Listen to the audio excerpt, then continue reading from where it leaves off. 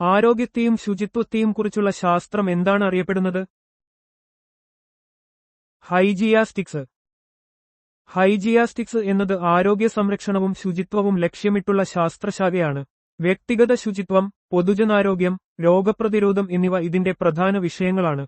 മെച്ചപ്പെട്ട ജീവിതശൈലിക്കും രോഗരഹിതമായ സമൂഹത്തിനും ഈ പഠനം അത്യന്താപേക്ഷിതമാണ്. ശുചിത്വത്തെയും ആരോഗ്യത്തെയും കുറിച്ചുള്ള പഠനം എന്താണ് അറിയപ്പെടുന്നത്? ഹൈജീനിക്സ്. ഹൈജീനിക്സ് എന്നത് പൊതുജനാരോഗ്യ സംരക്ഷണത്തിനും രോഗപ്രതിരോധത്തിനും വേണ്ടിയുള്ള ശാസ്ത്രീയ പഠനമാണ്. വ്യക്തിഗത ശുചിത്വം, പരിസര ശുചിത്വം, മാലിന്യ സംസ്കരണം എന്നിവ ഇതിൽ ഉൾപ്പെടുന്നു. ആരോഗ്യകരമായ ജീവിതം ഉറപ്പാക്കാൻ ഈ പഠനം സഹായകമാണ്. ശുചിത്വത്തെക്കുറിച്ചുള്ള പഠനം എന്താണ് അറിയപ്പെടുന്നത്? ഹൈജിയോളജി. ഹൈജിയോളജി എന്നത് ശുചിത്വത്തിന്റെ തത്വങ്ങളെയും പ്രായോഗികതയെയും കുറിച്ചുള്ള ശാസ്ത്രീയ പഠനമാണ്. വ്യക്തിഗതവും സാമൂഹികവുമായ ആരോഗ്യത്തിന് ശുചിത്വം എത്രത്തോളം പ്രധാനമാണെന്ന് ഇത് വിശദീകരിക്കുന്നു. രോഗങ്ങൾ തടയുന്നതിനും ആരോഗ്യമുള്ള ഒരു സമൂഹം കെട്ടിപ്പടുക്കുന്നതിനും ഇത് അത്യാവശ്യമാണ്. ഈർപ്പത്തെക്കുറിച്ചുള്ള പഠനം എന്താണ് അറിയപ്പെടുന്നത്? ഹൈഗ്രോളജി. ഹൈഗ്രോളജി എന്നത് അന്തരീക്ഷത്തിലെയും മറ്റ് സാഹചര്യങ്ങളിലെയും ഈർപ്പത്തിന്റെ അളവ്, ചലനം, സ്വാധീനം എന്നിവയെക്കുറിച്ചുള്ള പഠനമാണ്. കാലാവസ്ഥാശാസ്ത്രം, കൃഷി, വ്യാവസായിക പ്രക്രിയകൾ എന്നിവയിൽ ഇതിന് വലിയ പ്രാധാന്യമുണ്ട്. ഈർപ്പത്തെക്കുറിച്ചുള്ള ശാസ്ത്രം, പ്രത്യേകിച്ചും അതിന്റെ അളവെടുപ്പ് എന്താണ് അറിയപ്പെടുന്നത്? ഹൈഗ്രോമെട്രി. ഹൈഗ്രോമെട്രി എന്നത് ഈർപ്പം അളക്കുന്നതിനുള്ള ശാസ്ത്രീയ വിദ്യകളെയും ഉപകരണങ്ങളെയും കുറിച്ചുള്ള പഠനമാണ്. അന്തരീക്ഷത്തിലെ ഈർപ്പം അളക്കാൻ ഉപയോഗിക്കുന്ന ഹൈഗ്രോമീറ്റർ ഈ ശാസ്ത്രശാഖയുടെ സംഭാവനയാണ്. കാലാവസ്ഥാ നിരീക്ഷണത്തിൽ ഇത് നിർണായക പങ്ക് വഹിക്കുന്നു. സ്തുതിഗീതങ്ങൾ രചിക്കുന്നതിനെക്കുറിച്ചുള്ള പഠനം എന്താണ് അറിയപ്പെടുന്നത്? ഹിംനോഗ്രഫി. ഹിംനോഗ്രഫി എന്നത് സ്തുതിഗീതങ്ങളുടെ ചരിത്രം, രചന, ഘടന എന്നിവയെക്കുറിച്ചുള്ള പഠനമാണ്. മതപരമായ ആരാധനകളിലും സാംസ്കാരിക പാരമ്പര്യങ്ങളിലും സ്തുതിഗീതങ്ങൾക്ക് വലിയ പ്രാധാന്യമുണ്ട്.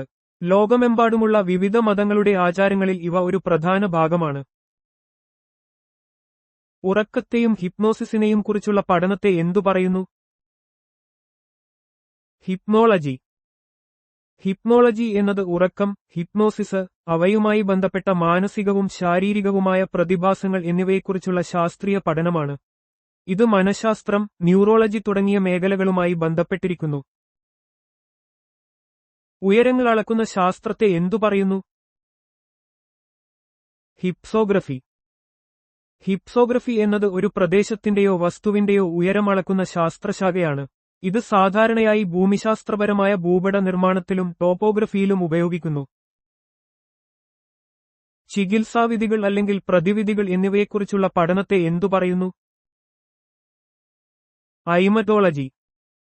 ഐമറ്റോളജി എന്നത് വിവിധ രോഗങ്ങൾക്കുള്ള ചികിത്സാവിധികൾ, പ്രതിവിധികൾ, മരുന്ന് എന്നിവയെക്കുറിച്ചുള്ള പഠനത്തെ സൂചിപ്പിക്കുന്നു.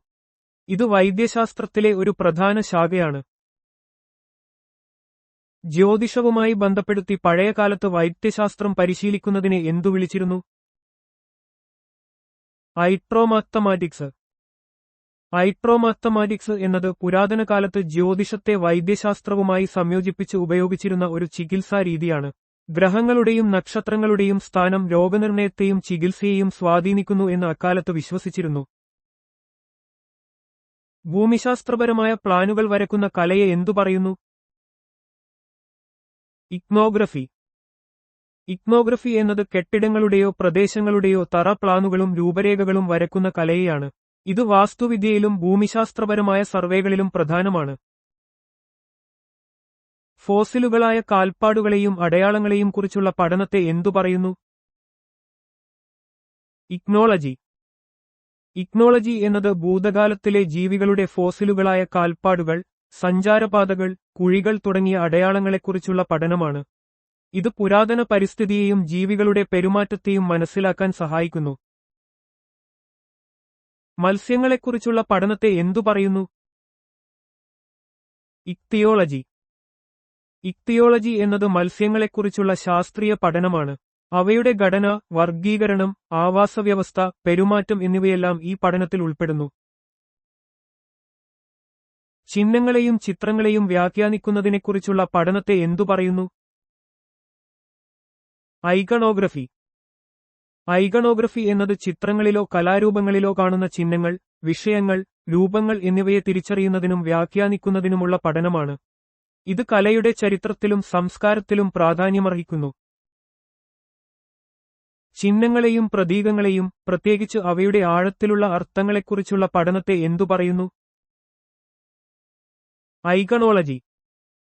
ഐക്കണോളജി എന്നത് ചിഹ്നങ്ങളെയും അവയുടെ ആഴത്തിലുള്ള സാംസ്കാരികവും ചരിത്രപരവുമായ അർത്ഥങ്ങളെയും കുറിച്ചുള്ള പഠനമാണ്.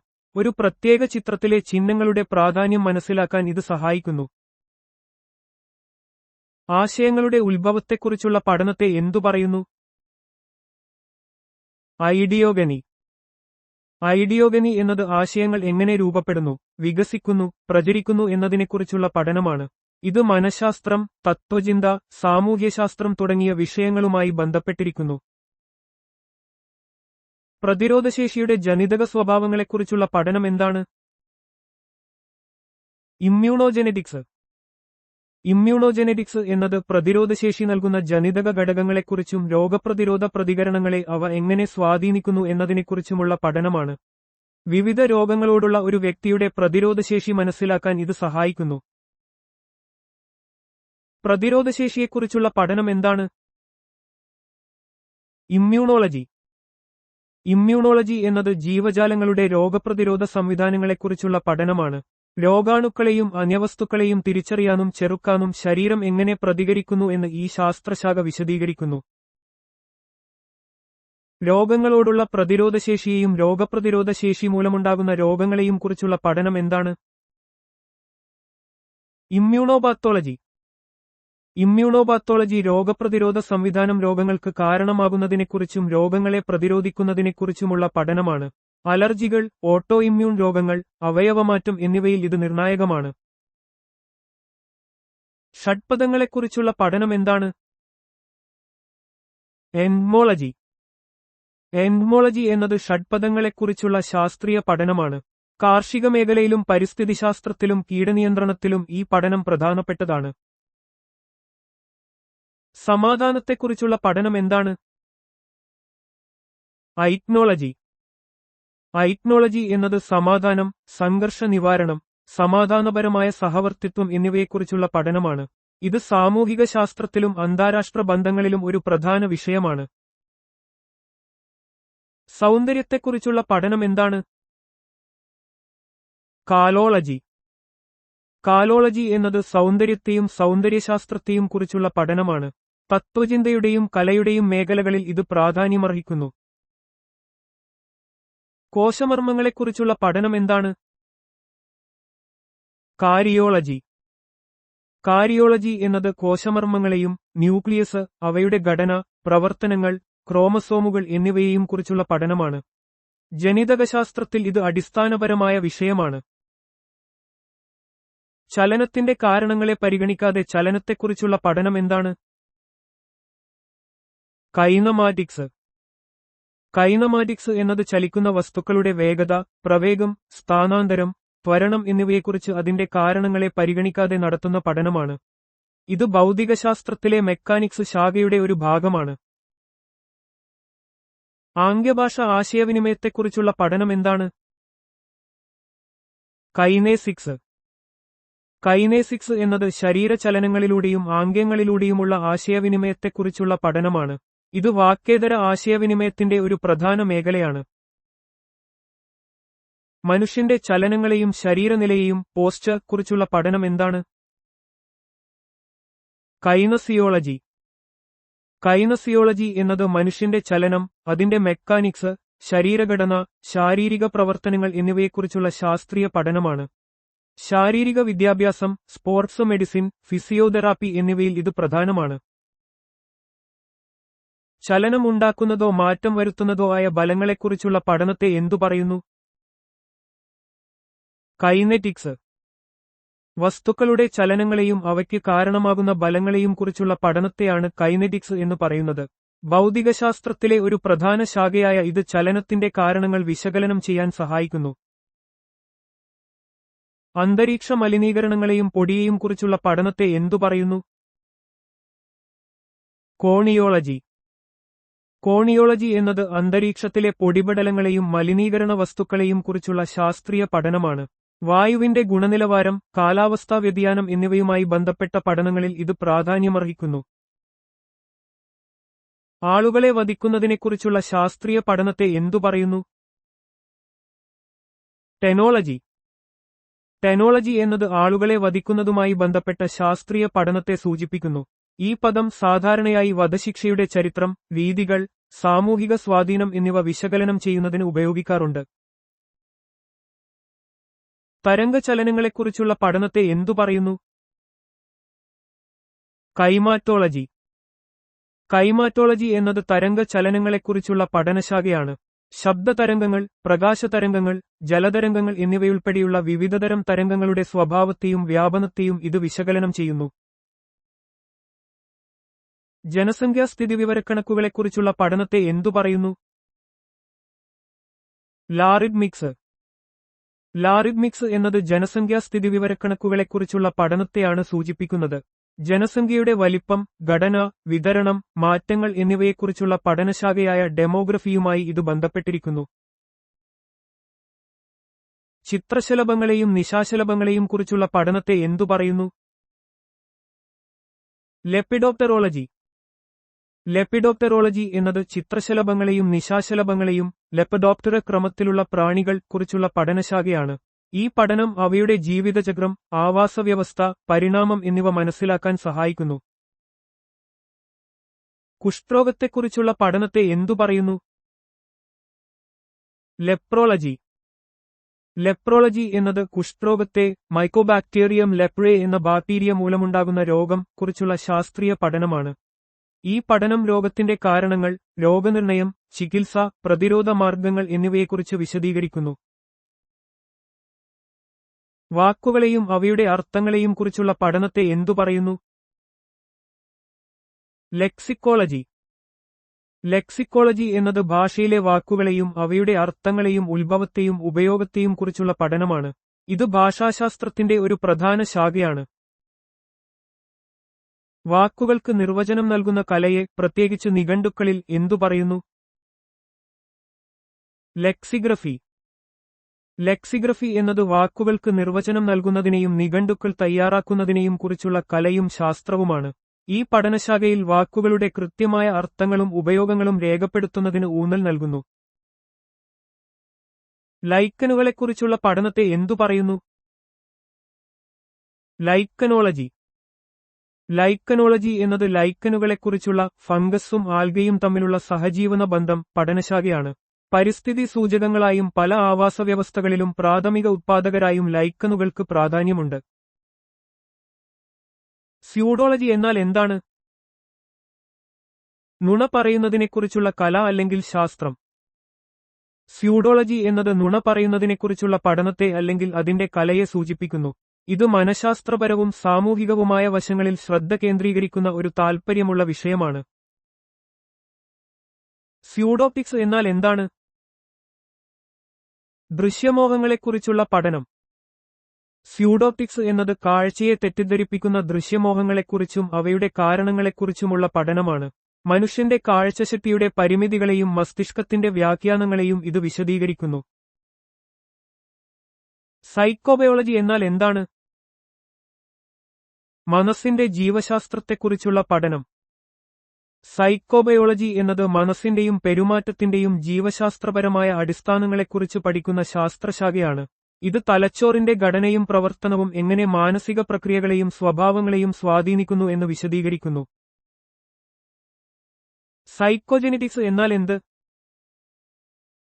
ആന്തരികമോ മാനസികമോ ആയ അവസ്ഥകളെക്കുറിച്ചുള്ള പഠനം. സൈക്കോജെനറ്റിക്സ് എന്നത് മാനസികവും ആന്തരികവുമായ അവസ്ഥകളെക്കുറിച്ചുള്ള പഠനശാഖയാണ്. ഇത് ജീവികളുടെ മാനസികവും സ്വഭാവപരവുമായ സവിശേഷതകളുടെ ജനിതകപരമായ അടിസ്ഥാനങ്ങളെക്കുറിച്ച് മനസ്സിലാക്കാൻ സഹായിക്കുന്നു. സൈക്കോളജി എന്നാൽ എന്ത്? മനസ്സിനെക്കുറിച്ചുള്ള പഠനം. സൈക്കോളജി എന്നത് മനസ്സിനെയും സ്വഭാവത്തെയും കുറിച്ചുള്ള ശാസ്ത്രീയ പഠനമാണ്. ചിന്തകൾ, വികാരങ്ങൾ, ബോധം, അബോധാവസ്ഥ തുടങ്ങിയ നിരവധി കാര്യങ്ങൾ ഈ വിഷയത്തിൽ ഉൾപ്പെടുന്നു. സൈക്കോപാത്തോളജി എന്നാൽ എന്ത്? മാനസിക രോഗങ്ങളെക്കുറിച്ചുള്ള പഠനം. സൈക്കോപാത്തോളജി എന്നത് മാനസിക രോഗങ്ങളെയും അവയുടെ കാരണങ്ങളെയും ലക്ഷണങ്ങളെയും കുറിച്ചുള്ള പഠനമാണ്. ഇത് രോഗനിർണയം, ചികിത്സ, പ്രതിരോധം എന്നിവയിൽ പ്രധാനമാണ്.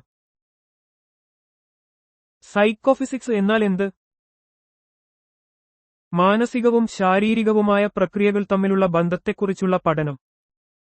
സൈക്കോഫിസിക്സ് എന്നത് മാനസിക അനുഭവങ്ങളും അവയുടെ ശാരീരിക ഉത്തേജനങ്ങളും തമ്മിലുള്ള ബന്ധത്തെക്കുറിച്ച് പഠിക്കുന്ന ഒരു ശാസ്ത്രശാഖയാണ്. ഉദാഹരണത്തിന്, ഒരു ശബ്ദത്തിന്റെ തീവ്രതയും അത് ഒരാളിലുണ്ടാക്കുന്ന കേൾവി അനുഭവവും തമ്മിലുള്ള ബന്ധം. ടെറിഡോളജി എന്നാൽ എന്ത്? പന്നൽ ചെടികളെക്കുറിച്ചുള്ള പഠനം. ടെറിഡോളജി എന്നത് പന്നൽ ചെടികളെയും അവയുടെ സസ്യശാസ്ത്രപരമായ സവിശേഷതകളെയും ജീവിതചക്രങ്ങളെയും കുറിച്ച് പഠിക്കുന്ന ഒരു സസ്യശാസ്ത്ര ശാഖയാണ്. ഇതിൽ പന്നലുകളുടെ വർഗീകരണം, വിതരണം, പരിണാമം എന്നിവ ഉൾപ്പെടുന്നു. പൈറ്റോളജി എന്നാൽ എന്ത്?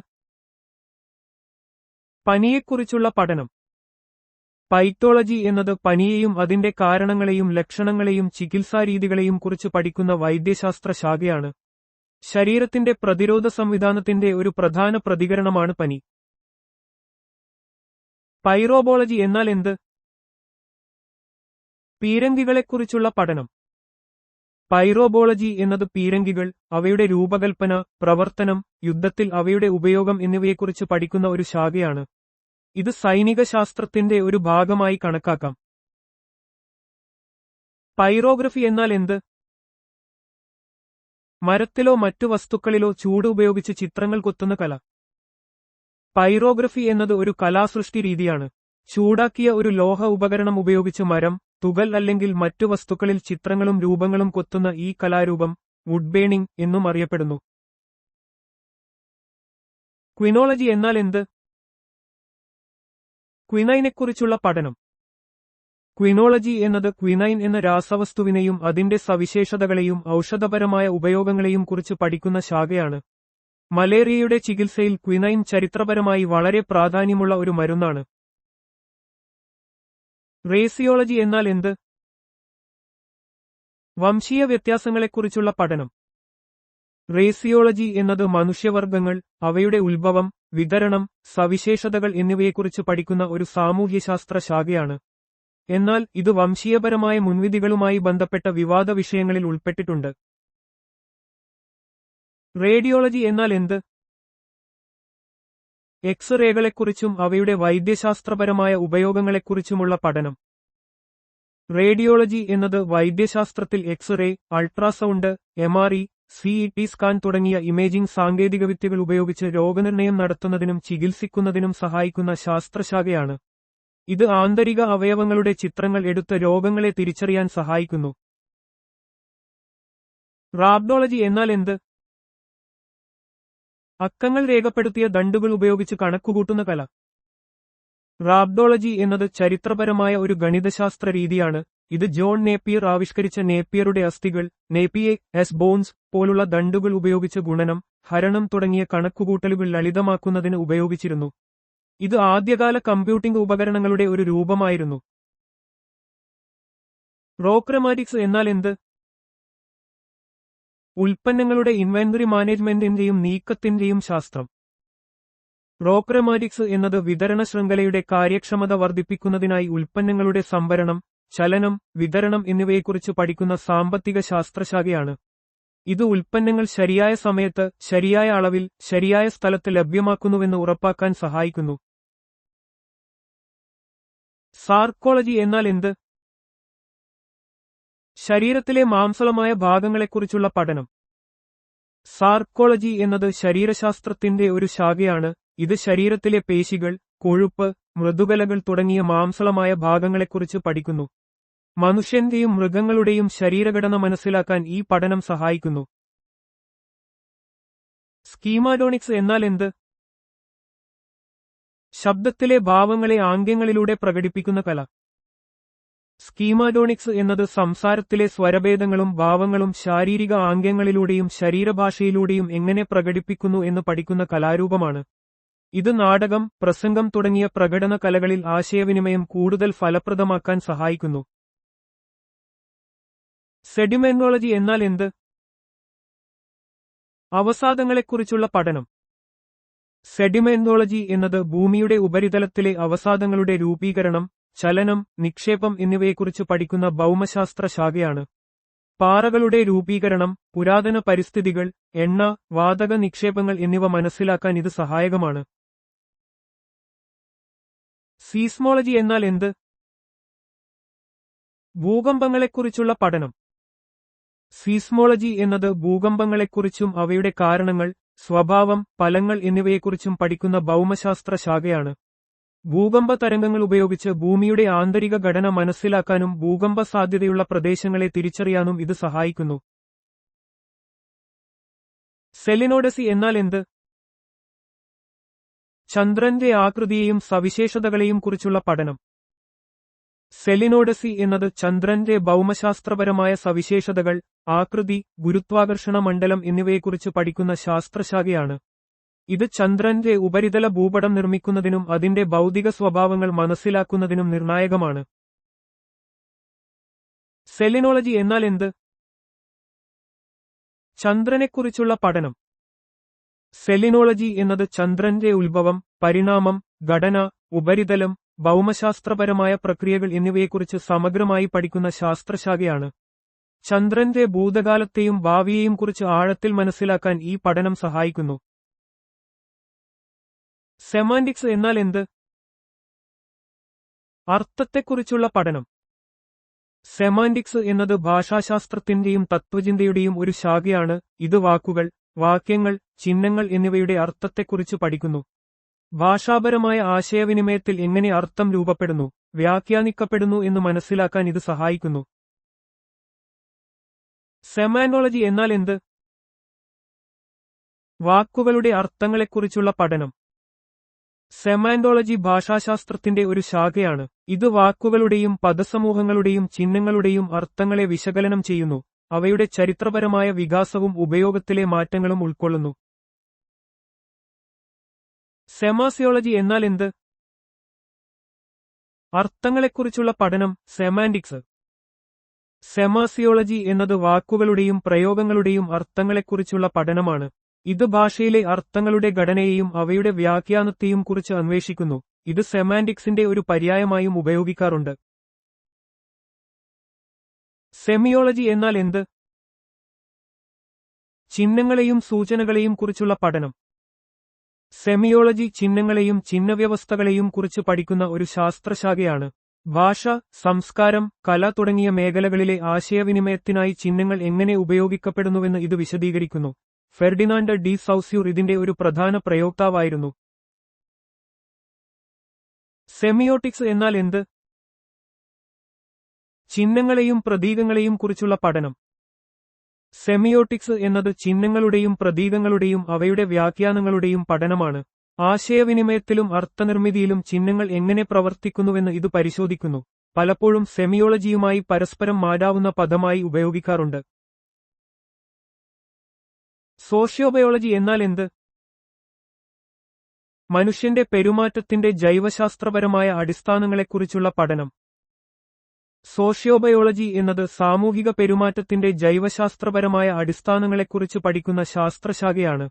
ജീവികളുടെ പെരുമാറ്റ രീതികൾ പരിണാമപരമായി എങ്ങനെ രൂപപ്പെട്ടു എന്ന് ഇത് വിശദീകരിക്കുന്നു. ഇഒ വിൽസണാണ് ഈ പദത്തിന്റെ പ്രധാന പ്രയോക്താവ്. സോഷ്യോളജി എന്നാൽ എന്ത്? സമൂഹത്തെക്കുറിച്ചുള്ള പഠനം. സോഷ്യോളജി എന്നത് സമൂഹത്തെയും മനുഷ്യന്റെ സാമൂഹിക ബന്ധങ്ങളെയും സ്ഥാപനങ്ങളെയും കുറിച്ച് പഠിക്കുന്ന സാമൂഹികശാസ്ത്ര ശാഖയാണ്. സാമൂഹിക ഘടനകൾ, സംവേദനങ്ങൾ, സംസ്കാരം എന്നിവയെക്കുറിച്ച് ഇത് വിശകലനം ചെയ്യുന്നു. അഗസ്റ്റേ കോംതെയാണ് സോഷ്യോളജിയുടെ പിതാവായി കണക്കാക്കപ്പെടുന്നത്. സോമാറ്റോളജി എന്നാൽ എന്ത്? ദ്രവ്യത്തിന്റെ സവിശേഷതകളെക്കുറിച്ചുള്ള ശാസ്ത്രം. സോമാറ്റോളജി എന്നത് ശരീരത്തിന്റെ അല്ലെങ്കിൽ ദ്രവ്യത്തിന്റെ പൊതുവായ സവിശേഷതകളെക്കുറിച്ച് പഠിക്കുന്ന ശാസ്ത്രശാഖയാണ്. ഇത് ഭൗതികശാസ്ത്രത്തിന്റെ ഒരു പുരാതന രൂപമായോ അല്ലെങ്കിൽ ഭൗതിക ശരീരശാസ്ത്രത്തിന്റെ ഒരു വശമായോ കണക്കാക്കാം. സ്പെക്ട്രോളജി എന്നാൽ എന്ത്? പ്രേതങ്ങളെക്കുറിച്ചുള്ള പഠനം. സ്പെക്ട്രോളജി എന്നത് പ്രേതങ്ങളെക്കുറിച്ചോ ആത്മാക്കളെക്കുറിച്ചോ ഉള്ള പഠനമാണ്. ഇത് സാധാരണയായി അന്ധവിശ്വാസങ്ങളുടെയും കെട്ടുകഥകളുടെയും ഭാഗമായി കണക്കാക്കപ്പെടുന്നു. എന്നാൽ ചില പാരസൈക്കോളജിസ്റ്റുകൾ ഇതിനെക്കുറിച്ച് ഗവേഷണം നടത്താറുണ്ട്. സ്പീലിയോളജി എന്നാൽ എന്ത്? ഗുഹകളെക്കുറിച്ചുള്ള പഠനവും പര്യവേക്ഷണവും. സ്പീലിയോളജി എന്നത് ഗുഹകളെയും മറ്റ് ഭൂഗർഭ രൂപങ്ങളെയും കുറിച്ച് പഠിക്കുകയും പര്യവേക്ഷണം ചെയ്യുകയും ചെയ്യുന്ന ശാസ്ത്രശാഖയാണ്. ഗുഹകളുടെ രൂപീകരണം, ഘടന, അതിലെ ജീവിവർഗങ്ങൾ എന്നിവയെക്കുറിച്ച് ഇത് വിശകലനം ചെയ്യുന്നു. സ്ഫാഗ്നോളജി എന്നാൽ എന്ത്? പീറ്റ് മോസിനെക്കുറിച്ചുള്ള പഠനം. സ്ഫാഗ്നോളജി എന്നത് സ്ഫാഗ്നം മോസിനെക്കുറിച്ചുള്ള പീറ്റ് മോസ് പഠനമാണ്. ഈ സസ്യങ്ങൾ നീർക്കെട്ടുള്ള പ്രദേശങ്ങളിലും തണ്ണീർത്തടങ്ങളിലും കാണപ്പെടുന്നു. കൂടാതെ ജലത്തെ സംഭരിക്കുന്നതിനും പീറ്റ് രൂപീകരിക്കുന്നതിനും ഇവ നിർണായക പങ്കുവഹിക്കുന്നു. സ്റ്റാസിയോളജി എന്നാൽ എന്ത്? രാഷ്ട്രീയ പാർട്ടികളെക്കുറിച്ചുള്ള പഠനം. സ്റ്റാസിയോളജി എന്നത് രാഷ്ട്രീയ പാർട്ടികളെക്കുറിച്ചുള്ള പഠനശാഖയാണ്. രാഷ്ട്രീയ വ്യവസ്ഥകളിലും ജനാധിപത്യ പ്രക്രിയകളിലും പാർട്ടികളുടെ രൂപീകരണം, ഘടന, പ്രവർത്തനം എന്നിവയെക്കുറിച്ച് ഇത് വിശകലനം ചെയ്യുന്നു. സ്റ്റാറ്റിക്സ് എന്നാൽ എന്ത്? സന്തുലിതാവസ്ഥയിലുള്ള വസ്തുക്കളെയും അവയിലെ ബലങ്ങളെയും കുറിച്ചുള്ള പഠനം. സ്റ്റാറ്റിക്സ് എന്നത് ഫിസിക്സിലെ ഒരു പ്രധാന ശാഖയാണ്. ഇത് സന്തുലിതാവസ്ഥയിലുള്ള വസ്തുക്കളിൽ പ്രവർത്തിക്കുന്ന ബലങ്ങളെയും അവയുടെ പ്രതിപ്രവർത്തനങ്ങളെയും കുറിച്ച് പഠിക്കുന്നു. ചലിക്കാത്ത വസ്തുക്കളുടെ ഘടനാപരമായ സ്ഥിരത മനസ്സിലാക്കാൻ ഇത് സഹായിക്കുന്നു. സ്റ്റെമ്മറ്റോളജി എന്നാൽ എന്ത്? ഗ്രന്ഥങ്ങൾ തമ്മിലുള്ള ബന്ധങ്ങളെക്കുറിച്ചുള്ള പഠനം. സ്റ്റെമ്മറ്റോളജി എന്നത് വിവിധ ഗ്രന്ഥങ്ങൾ, പ്രത്യേകിച്ച് പുരാതന കൈയെഴുത്തുപ്രതികൾ, തമ്മിലുള്ള വംശാവലി ബന്ധങ്ങൾ പഠിക്കുന്ന രീതിയാണ്. ഒരു കൃതിയുടെ ആധികാരികമായ രൂപം കണ്ടെത്താനും കാലക്രമേണയുണ്ടായ മാറ്റങ്ങൾ രേഖപ്പെടുത്താനും ഇത് സഹായിക്കുന്നു. സ്റ്റോക്കിയോളജി എന്നാൽ എന്ത്? ജന്തുകലകളിലെ അടിസ്ഥാന ഘടകങ്ങളെക്കുറിച്ചുള്ള പഠനം. സ്റ്റോക്കിയോളജി എന്നത് ജന്തുക്കളുടെ കലകളിലെ വിവിധ രാസഘടകങ്ങളെയും അവയുടെ അനുപാതങ്ങളെയും കുറിച്ച് പഠിക്കുന്ന ഒരു ശാസ്ത്രശാഖയാണ്. കലകളുടെ ഘടനയും പ്രവർത്തനവും മനസ്സിലാക്കുന്നതിൽ ഇത് നിർണായക പങ്ക് വഹിക്കുന്നു. സ്ട്രാറ്റിഗ്രഫി എന്നാൽ എന്ത്? ഭൗമപാളികളെക്കുറിച്ചുള്ള പഠനം. സ്ട്രാറ്റിഗ്രഫി എന്നത് ഭൗമശാസ്ത്രത്തിലെ ഒരു പ്രധാന പഠനശാഖയാണ്. ഇത് പാറകളുടെ പാളികളുടെ സ്ട്രാറ്റ, ഘടന, അടുക്ക്, വിതരണം എന്നിവയെക്കുറിച്ച് പഠിക്കുന്നു. ഭൂമിയുടെ ചരിത്രവും ഫോസിലുകളുടെ സാന്നിധ്യവും മനസ്സിലാക്കാൻ ഇത് സഹായിക്കുന്നു. സിംപ്റ്റമറ്റോളജി എന്നാൽ എന്ത്? രോഗലക്ഷണങ്ങളെക്കുറിച്ചുള്ള പഠനം. സിംപ്റ്റമറ്റോളജി എന്നത് രോഗങ്ങളുടെ ലക്ഷണങ്ങളെയും അവയുടെ പ്രാധാന്യത്തെയും കുറിച്ച് പഠിക്കുന്ന ഒരു മെഡിക്കൽ ശാഖയാണ്. ശരിയായ രോഗനിർണയത്തിനും ചികിത്സയ്ക്കും രോഗലക്ഷണങ്ങളെക്കുറിച്ചുള്ള ഈ പഠനം അത്യന്താപേക്ഷിതമാണ്. സിനെക്കോളജി എന്നാൽ എന്ത്? ആവാസവ്യവസ്ഥകളിലെ സമൂഹങ്ങളെക്കുറിച്ചുള്ള പഠനം. സിനെക്കോളജി എന്നത് ഒരു പ്രത്യേക ആവാസവ്യവസ്ഥയിലെ വിവിധ ജീവിസമൂഹങ്ങളെയും അവയുടെ പരസ്പര ബന്ധങ്ങളെയും കുറിച്ച് പഠിക്കുന്ന ഒരു പാരിസ്ഥിതിക ശാസ്ത്രശാഖയാണ്. പരിസ്ഥിതി വ്യവസ്ഥകളുടെ സന്തുലിതാവസ്ഥയും പ്രവർത്തനവും മനസ്സിലാക്കാൻ ഇത് സഹായിക്കുന്നു. സിനെറ്റിക്സ് എന്നാൽ എന്ത്? കണ്ടുപിടുത്ത പ്രക്രിയകളെക്കുറിച്ചുള്ള പഠനം. സിനെറ്റിക്സ് എന്നത് പുതിയ കണ്ടുപിടുത്തങ്ങളിലേക്കും ആശയങ്ങളിലേക്കും നയിക്കുന്ന മാനസിക പ്രക്രിയകളെയും തന്ത്രങ്ങളെയും കുറിച്ച് പഠിക്കുന്ന ഒരു ചിന്താരീതിയാണ്. പ്രശ്നപരിഹാരത്തിനും സർഗാത്മകതയ്ക്കും ഇത് ഊന്നൽ നൽകുന്നു. സിൻടാക്സ് എന്നാൽ എന്ത്? വാക്യഘടനയെക്കുറിച്ചുള്ള പഠനം. സിൻടാക്സ് എന്നത് ഭാഷാശാസ്ത്രത്തിലെ ഒരു പ്രധാന ശാഖയാണ്. ഇത് വാക്യങ്ങൾ എങ്ങനെ രൂപപ്പെടുന്നു, വാക്കുകൾ തമ്മിലുള്ള ബന്ധം എന്നിവയെക്കുറിച്ച് പഠിക്കുന്നു. ഒരു ഭാഷയുടെ വ്യാകരണ നിയമങ്ങളെ മനസ്സിലാക്കാൻ ഇത് അത്യന്താപേക്ഷിതമാണ്. ടെലിയോളജി എന്നാൽ എന്ത്? അന്തിമ കാരണങ്ങളെക്കുറിച്ചുള്ള പഠനം, ഉദ്ദേശ്യത്തെ അടിസ്ഥാനമാക്കിയുള്ള വിശകലനം. ടെലിയോളജി എന്നത് ഒരു കാര്യത്തിന്റെ അന്തിമ ഉദ്ദേശ്യമോ ലക്ഷ്യമോ കണ്ടെത്താൻ ശ്രമിക്കുന്ന ഒരു പഠനശാഖയാണ്. പ്രകൃതിയിലെ പ്രതിഭാസങ്ങൾക്കും മനുഷ്യന്റെ പ്രവർത്തനങ്ങൾക്കും ഒരു ലക്ഷ്യമുണ്ടോ എന്ന് ഇത് പരിശോധിക്കുന്നു. ടെൽമറ്റോളജി എന്നാൽ എന്ത്? ചതുപ്പുകളെക്കുറിച്ചുള്ള പഠനം. ടെൽമറ്റോളജി എന്നത് ചതുപ്പുനിലങ്ങളെക്കുറിച്ചും അവയുടെ ആവാസവ്യവസ്ഥകളെക്കുറിച്ചുമുള്ള പഠനമാണ്. ഇത്തരം പഠനങ്ങൾ പരിസ്ഥിതി സംരക്ഷണത്തിനും ജലസ്രോതസ്സുകളുടെ മാനേജ്മെന്റിനും അത്യന്താപേക്ഷിതമാണ്. ഇത് ജലാംശമുള്ളതും സസ്യജാലങ്ങളാൽ സമ്പന്നവുമായ പരിസ്ഥിതികളെക്കുറിച്ച് ആഴത്തിൽ മനസ്സിലാക്കാൻ സഹായിക്കുന്നു. തലാസോഗ്രഫി എന്നാൽ എന്ത്? സമുദ്രത്തെക്കുറിച്ചുള്ള ശാസ്ത്രം. തലാസോഗ്രഫി എന്നത് സമുദ്രത്തെക്കുറിച്ചുള്ള ശാസ്ത്രീയ പഠനമാണ്. സമുദ്രത്തിന്റെ ഭൗതിക സവിശേഷതകൾ, ജീവശാസ്ത്രപരമായ ഘടകങ്ങൾ, സമുദ്രത്തിലെ പ്രതിഭാസങ്ങൾ എന്നിവയെല്ലാം ഈ പഠനത്തിൽ ഉൾപ്പെടുന്നു. സമുദ്രഗവേഷണ മേഖലയിൽ ഇത് വളരെ പ്രാധാന്യമർഹിക്കുന്നു. താനാറ്റോളജി എന്നാൽ എന്ത്? മരണത്തെയും അതുമായി ബന്ധപ്പെട്ട ആചാരങ്ങളെയും കുറിച്ചുള്ള പഠനം. താനാറ്റോളജി എന്നത് മരണത്തെക്കുറിച്ചുള്ള ശാസ്ത്രീയ പഠനമാണ്. ഇതിൽ മരണത്തിന്റെ വിവിധ വശങ്ങൾ, മരണാനന്തര ജീവിതത്തെക്കുറിച്ചുള്ള കാഴ്ചപ്പാടുകൾ, മരണവുമായി ബന്ധപ്പെട്ട സാമൂഹികവും സാംസ്കാരികവുമായ ആചാരങ്ങൾ എന്നിവ ഉൾപ്പെടുന്നു. വൈദ്യശാസ്ത്രം, മനഃശാസ്ത്രം, സാമൂഹ്യശാസ്ത്രം തുടങ്ങിയ മേഖലകളുമായി ഇത് ബന്ധപ്പെട്ടിരിക്കുന്നു. തൗമാറ്റോളജി എന്നാൽ എന്ത്? അത്ഭുതങ്ങളെക്കുറിച്ചുള്ള പഠനം. തൗമാറ്റോളജി എന്നത് അത്ഭുതങ്ങളെയും അമാനുഷിക സംഭവങ്ങളെയും കുറിച്ചുള്ള പഠനമാണ്. ഇത് പലപ്പോഴും തത്വചിന്ത, ദൈവശാസ്ത്രം, മതപഠനം എന്നിവയുമായി ബന്ധപ്പെട്ടിരിക്കുന്നു. വിശ്വസിക്കപ്പെടുന്ന അത്ഭുതങ്ങളുടെ ഉത്ഭവം, വ്യാഖ്യാനം, അവയുടെ സാമൂഹിക പ്രാധാന്യം എന്നിവയെക്കുറിച്ച് ഈ പഠനം അന്വേഷിക്കുന്നു. തിയോളജി എന്നാൽ എന്ത്? മതത്തെക്കുറിച്ചുള്ള പഠനം, മതപരമായ സിദ്ധാന്തം. തിയോളജി എന്നത് മതങ്ങളെയും മതപരമായ വിശ്വാസങ്ങളെയും സിദ്ധാന്തങ്ങളെയും കുറിച്ചുള്ള ചിട്ടയായ പഠനമാണ്. ദൈവത്തെക്കുറിച്ചുള്ള സങ്കല്പങ്ങൾ, മതഗ്രന്ഥങ്ങൾ, ആചാരങ്ങൾ എന്നിവയെല്ലാം ഇതിൽ ഉൾപ്പെടുന്നു. വിവിധ മതങ്ങളുടെ തത്വങ്ങളും ചരിത്രവും മനസ്സിലാക്കാൻ ഇത് സഹായിക്കുന്നു. ടെരിയോജനോളജി എന്നാൽ എന്ത്? മൃഗങ്ങളുടെ പ്രത്യുത്പാദന വ്യവസ്ഥകളെക്കുറിച്ചുള്ള പഠനം. ടെരിയോജനോളജി എന്നത് മൃഗങ്ങളുടെ പ്രത്യുത്പാദന വ്യവസ്ഥകളെയും അവയുടെ രോഗങ്ങളെയും കുറിച്ചുള്ള പഠനമാണ്. വെറ്ററിനറി മെഡിസിൻ ശാഖയിലെ ഒരു പ്രധാന ഉപവിഭാഗമാണിത്. മൃഗസംരക്ഷണം, കന്നുകാലി വളർത്തൽ എന്നിവയിൽ ഇത് വലിയ പങ്ക് വഹിക്കുന്നു. തെർമോഡൈനാമിക്സ് എന്നാൽ എന്ത്? താപവും ചലനവും തമ്മിലുള്ള ബന്ധത്തെക്കുറിച്ചുള്ള പഠനം. തെർമോഡൈനാമിക്സ് എന്നത് ഊർജ്ജം, താപം, പ്രവൃത്തി, എൻട്രോപ്പി എന്നിവ തമ്മിലുള്ള ബന്ധത്തെക്കുറിച്ചുള്ള ഭൗതികശാസ്ത്ര പഠനശാഖയാണ്. ഇത് ഊർജ്ജത്തിന്റെ സംരക്ഷണ നിയമങ്ങളെയും അതിന്റെ വിവിധ രൂപങ്ങളിലെ മാറ്റങ്ങളെയും കുറിച്ച് വിശദീകരിക്കുന്നു. എഞ്ചിനീയറിംഗ്, രസതന്ത്രം, ജീവശാസ്ത്രം തുടങ്ങിയ വിവിധ ശാസ്ത്രശാഖകളിൽ തെർമോഡൈനാമിക്സിന് പ്രധാന സ്ഥാനമുണ്ട്. തെർമോകൈനമാറ്റിക്സ് എന്നാൽ എന്ത്? താപത്തിന്റെ ചലനത്തെക്കുറിച്ചുള്ള പഠനം. തെർമോകൈനമാറ്റിക്സ് എന്നത് താപം ഒരു സ്ഥലത്തുനിന്ന് മറ്റൊരിടത്തേക്ക് എങ്ങനെ ചലിക്കുന്നു എന്നതിനെക്കുറിച്ചുള്ള പഠനമാണ്. സംവഹനം, ചാലനം, വികിരണം എന്നിങ്ങനെയുള്ള താപപ്രസരണ രീതികളും അവയുടെ ഗതിക സ്വഭാവങ്ങളും ഇതിൽ ഉൾപ്പെടുന്നു. താപ കൈമാറ്റ എഞ്ചിനീയറിംഗിൽ ഇത് പ്രാധാന്യമർഹിക്കുന്നു. തെർമോളജി എന്നാൽ എന്ത്? താപത്തെക്കുറിച്ചുള്ള പഠനം. തെർമോളജി എന്നത് താപത്തെക്കുറിച്ചും അതിന്റെ സവിശേഷതകളെക്കുറിച്ചുമുള്ള പൊതുവായ പഠനശാഖയാണ്. താപനില, താപപ്രസരണം, താപത്തിന്റെ അളവ് തുടങ്ങിയ അടിസ്ഥാനപരമായ ആശയങ്ങൾ ഇതിൽ ഉൾപ്പെടുന്നു. ഭൗതികശാസ്ത്രത്തിലെ ഒരു അടിസ്ഥാന വിഷയമാണിത്. ടെറോളജി എന്നാൽ എന്ത്? വന്യസസ്തനികളെക്കുറിച്ചുള്ള പഠനം. ടെറോളജി എന്നത് വന്യസസ്തനികളെക്കുറിച്ചുള്ള പഠനമാണ്. അവയുടെ വർഗീകരണം, സ്വഭാവം, ആവാസവ്യവസ്ഥ, സംരക്ഷണം എന്നിവയെല്ലാം ഇതിൽ ഉൾപ്പെടുന്നു. മൃഗശാസ്ത്രത്തിലെ ഒരു പ്രധാന ഉപവിഭാഗമാണിത്. ട്രമ്മറ്റോളജി എന്നാൽ എന്ത്?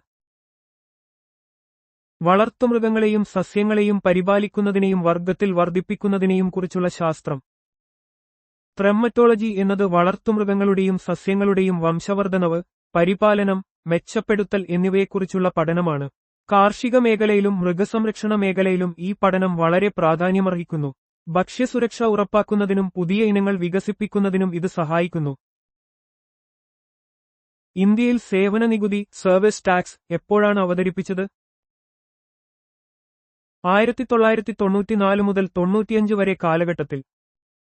ഇന്ത്യയിൽ സേവന നികുതി 1994 മുതൽ 95 വരെ കേന്ദ്ര ബഡ്ജറ്റിലാണ് ആദ്യമായി അവതരിപ്പിച്ചത്. മൻമോഹൻ സിംഗ് ധനമന്ത്രിയായിരുന്ന സമയത്തായിരുന്നു ഇത്. പിന്നീട് 2017 ജൂലൈ 1 ചരക്ക് സേവന നികുതി GST നിലവിൽ വന്നതോടെ സേവന നികുതി അതിൽ ലയിപ്പിക്കപ്പെട്ടു. ഇന്ത്യയിൽ സേവന നികുതി ആദ്യമായി ഏർപ്പെടുത്തിയപ്പോൾ അതിന്റെ നിരക്ക് എത്രയായിരുന്നു? ഏതൊക്കെ സേവനങ്ങൾക്കാണ് അത് ചുമത്തിയിരുന്നത്? തുടക്കത്തിൽ ടെലിഫോൺ, പൊതു ഇൻഷുറൻസ്, സ്റ്റോക്ക് ബ്രോക്കറേജ് സേവനങ്ങൾ എന്നിവയ്ക്ക് 5% നിരക്കിലാണ് സേവന നികുതി ചുമത്തിയിരുന്നത്. 1994 മുതൽ 95 വരെ സേവന നികുതി അവതരിപ്പിച്ചപ്പോൾ ടെലിഫോൺ, പൊതു ഇൻഷുറൻസ്, സ്റ്റോക്ക് ബ്രോക്കറേജ് എന്നീ 3 സേവനങ്ങൾക്കാണ് ഇത് ആദ്യം ബാധകമാക്കിയത്. 5% ഇതിന്റെ പ്രാഥമിക നിരക്ക്. കാലക്രമേണ കൂടുതൽ സേവനങ്ങളെ നികുതിയുടെ പരിധിയിൽ കൊണ്ടുവരികയും നിരക്ക് വർദ്ധിപ്പിക്കുകയും ചെയ്തു. എക്സൈസ് തീരുവ ഏത് തരം നികുതിയാണ്? ഇന്ത്യയിൽ ഏത് അതോറിറ്റിയാണ് ഇത് ചുമത്തുന്നത്? എക്സൈസ് തീരുവ എന്നത് ഇന്ത്യൻ കേന്ദ്ര സർക്കാർ ചുമത്തുന്ന ഒരു പരോക്ഷ നികുതിയാണ്. എക്സൈസ് തീരുവ എന്നത് രാജ്യത്തിനകത്ത് ഉൽപ്പാദിപ്പിക്കുന്ന സാധനങ്ങൾക്കുമേൽ ചുമത്തുന്ന ഒരു പരോക്ഷ നികുതിയാണ്. ഇത് കേന്ദ്ര സർക്കാരാണ് ചുമത്തിയിരുന്നത്. 2017 GST നിലവിൽ വന്നതോടെ മിക്ക എക്സൈസ് തീരുവകളും GSTയിൽ ലയിപ്പിക്കപ്പെട്ടു. എന്നാൽ പെട്രോളിയം ഉൽപ്പന്നങ്ങൾക്കും മദ്യത്തിനും എക്സൈസ് തീരുവ ഇപ്പോഴും ബാധകമാണ്.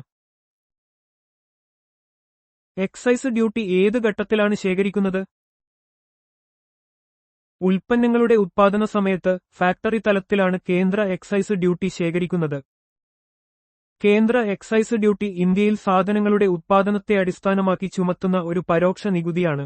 ഇത് സാധാരണയായി ഉൽപ്പാദനത്തിന്റെ ആദ്യഘട്ടത്തിൽ, അതായത് ഫാക്ടറിയിൽ വെച്ച് സാധനങ്ങൾ വിപണിയിലെത്തുന്നതിന് മുൻപാണ് ശേഖരിക്കുന്നത്.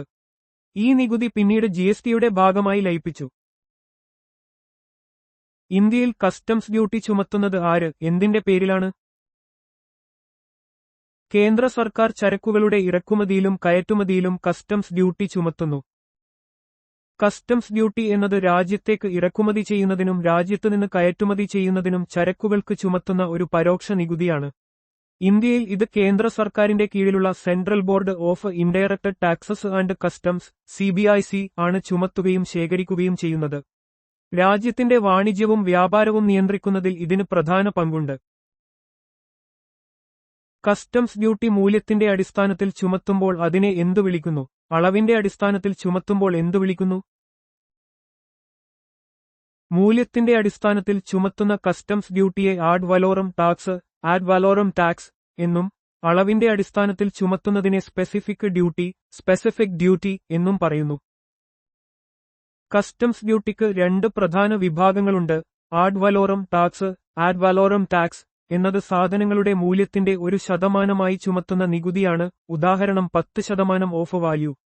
സ്പെസിഫിക് ഡ്യൂട്ടി എന്നത് അളവിന്റെ അടിസ്ഥാനത്തിൽ ചുമത്തുന്നതാണ്. ഉദാഹരണം 1 യൂണിറ്റിന് ഇത്ര രൂപ. നികുതി സമ്പ്രദായത്തിൽ ഇവ രണ്ടും വ്യത്യസ്ത രീതികളിൽ പ്രയോജനപ്പെടുത്തുന്നു. വാറ്റ് എന്നതിന്റെ പൂർണ്ണരൂപം എന്താണ്? അത് അടിസ്ഥാനപരമായി എങ്ങനെയാണ് ചുമത്തുന്നത്? വാറ്റ് എന്നതിന്റെ പൂർണ്ണരൂപം വാല്യൂ ആഡഡ് ടാക്സ്, മൂല്യവർദ്ധിത നികുതി എന്നാണ്. ഇത് ഒരു ഉൽപ്പന്നത്തിന്റെ വിലയിലുണ്ടാകുന്ന വർധനവിന്മേലാണ് ചുമത്തുന്നത്. മൂല്യവർദ്ധിത നികുതി വാറ്റ് എന്നത് ഉൽപ്പാദന പ്രക്രിയയുടെ ഓരോ ഘട്ടത്തിലും ഉൽപ്പന്നത്തിന്റെ മൂല്യത്തിലുണ്ടാകുന്ന വർധനവിന്മേൽ ചുമത്തുന്ന ഒരു പരോക്ഷ നികുതിയാണ്. ഇത് ഇരട്ട നികുതി ഒഴിവാക്കാൻ സഹായിക്കുന്നു. കാരണം ഓരോ ഘട്ടത്തിലും മൂല്യവർധനവിനു മാത്രമേ നികുതി ചുമത്തുന്നുള്ളൂ. GST വരുന്നതിനു മുമ്പ് ഇന്ത്യയിൽ നിലവിലുണ്ടായിരുന്ന പ്രധാന നികുതികളിൽ ഒന്നായിരുന്നു ഇത്. വാറ്റിന്റെ ഉപജ്ഞാതാവായി കണക്കാക്കപ്പെടുന്ന രാജ്യം ഏതാണ്? അവിടെ അത് എപ്പോഴാണ് അവതരിപ്പിച്ചത്? ഫ്രാൻസാണ് വാറ്റിന്റെ ഉപജ്ഞാതാവായി കണക്കാക്കപ്പെടുന്നത്. 1954 അവിടെ ഇത് അവതരിപ്പിച്ചു. ഫ്രാൻസാണ് ലോകത്ത് ആദ്യമായി മൂല്യവർദ്ധിത നികുതി വാറ്റ് സമ്പ്രദായം ഔദ്യോഗികമായി നടപ്പിലാക്കിയത്. 1954 മൗറിസ് ലോറെ എന്ന സാമ്പത്തിക വിദഗ്ധനാണ് ഇതിന് രൂപം നൽകിയത്. ലോകമെമ്പാടുമുള്ള നിരവധി രാജ്യങ്ങൾ പിന്നീട് ഈ നികുതി സമ്പ്രദായം അവരുടെ സാമ്പത്തിക വ്യവസ്ഥയിൽ ഉൾപ്പെടുത്തി. ഇന്ത്യയിൽ ആദ്യമായി വാറ്റ് അവതരിപ്പിച്ച ഇന്ത്യൻ സംസ്ഥാനം ഏതാണ്? എപ്പോഴാണ് അത് ചെയ്തത്? ഹരിയാനയാണ് 2003 ഇന്ത്യയിൽ ആദ്യമായി മൂല്യവർദ്ധിത നികുതി വാറ്റ് അവതരിപ്പിച്ചത്. 2003 ഹരിയാന സംസ്ഥാനമാണ് ഇന്ത്യയിൽ ആദ്യമായി മൂല്യവർദ്ധിത നികുതി വാറ്റ് സമ്പ്രദായം നടപ്പിലാക്കിയത്. പിന്നീട് 2005 ഏപ്രിൽ 1 മുതൽ മിക്ക ഇന്ത്യൻ സംസ്ഥാനങ്ങളും വാറ്റിലേക്ക് മാറി. 2017 ചരക്ക് സേവന നികുതി GST നിലവിൽ വരുന്നതുവരെ വാറ്റ് ആയിരുന്നു സംസ്ഥാനങ്ങളുടെ പ്രധാന പരോക്ഷ നികുതി. ഇന്ത്യയിൽ ചരക്ക് സേവന നികുതി GST എപ്പോൾ, എവിടെയാണ് ആരംഭിച്ചത്? ആരാണ് ഇത് ഉദ്ഘാടനം ചെയ്തത്? ചരക്ക് സേവന നികുതി GST 2017 ജൂലൈ 1 പാർലമെന്റ് ഹൌസിലെ സെൻട്രൽ ഹാളിൽ വെച്ച് അന്നത്തെ രാഷ്ട്രപതി പ്രണബ് മുഖർജിയും പ്രധാനമന്ത്രി നരേന്ദ്രമോദിയും ചേർന്ന് ഉദ്ഘാടനം ചെയ്തു. 2017 ജൂലൈ 1 ഇന്ത്യയുടെ സാമ്പത്തിക ചരിത്രത്തിലെ ഒരു സുപ്രധാന നിമിഷമായിരുന്നു GSTയുടെ അരങ്ങേറ്റം. ഒരു രാജ്യം ഒരു നികുതി എന്ന ലക്ഷ്യത്തോടെ നിലവിലുണ്ടായിരുന്ന പല പരോക്ഷ നികുതികളെയും ഇത് മാറ്റിസ്ഥാപിച്ചു. പാർലമെന്റിന്റെ സെൻട്രൽ ഹാളിൽ നടന്ന ചടങ്ങിൽ രാഷ്ട്രപതിയും പ്രധാനമന്ത്രിയും ചേർന്നാണ് ഇത് ഉദ്ഘാടനം ചെയ്തത്.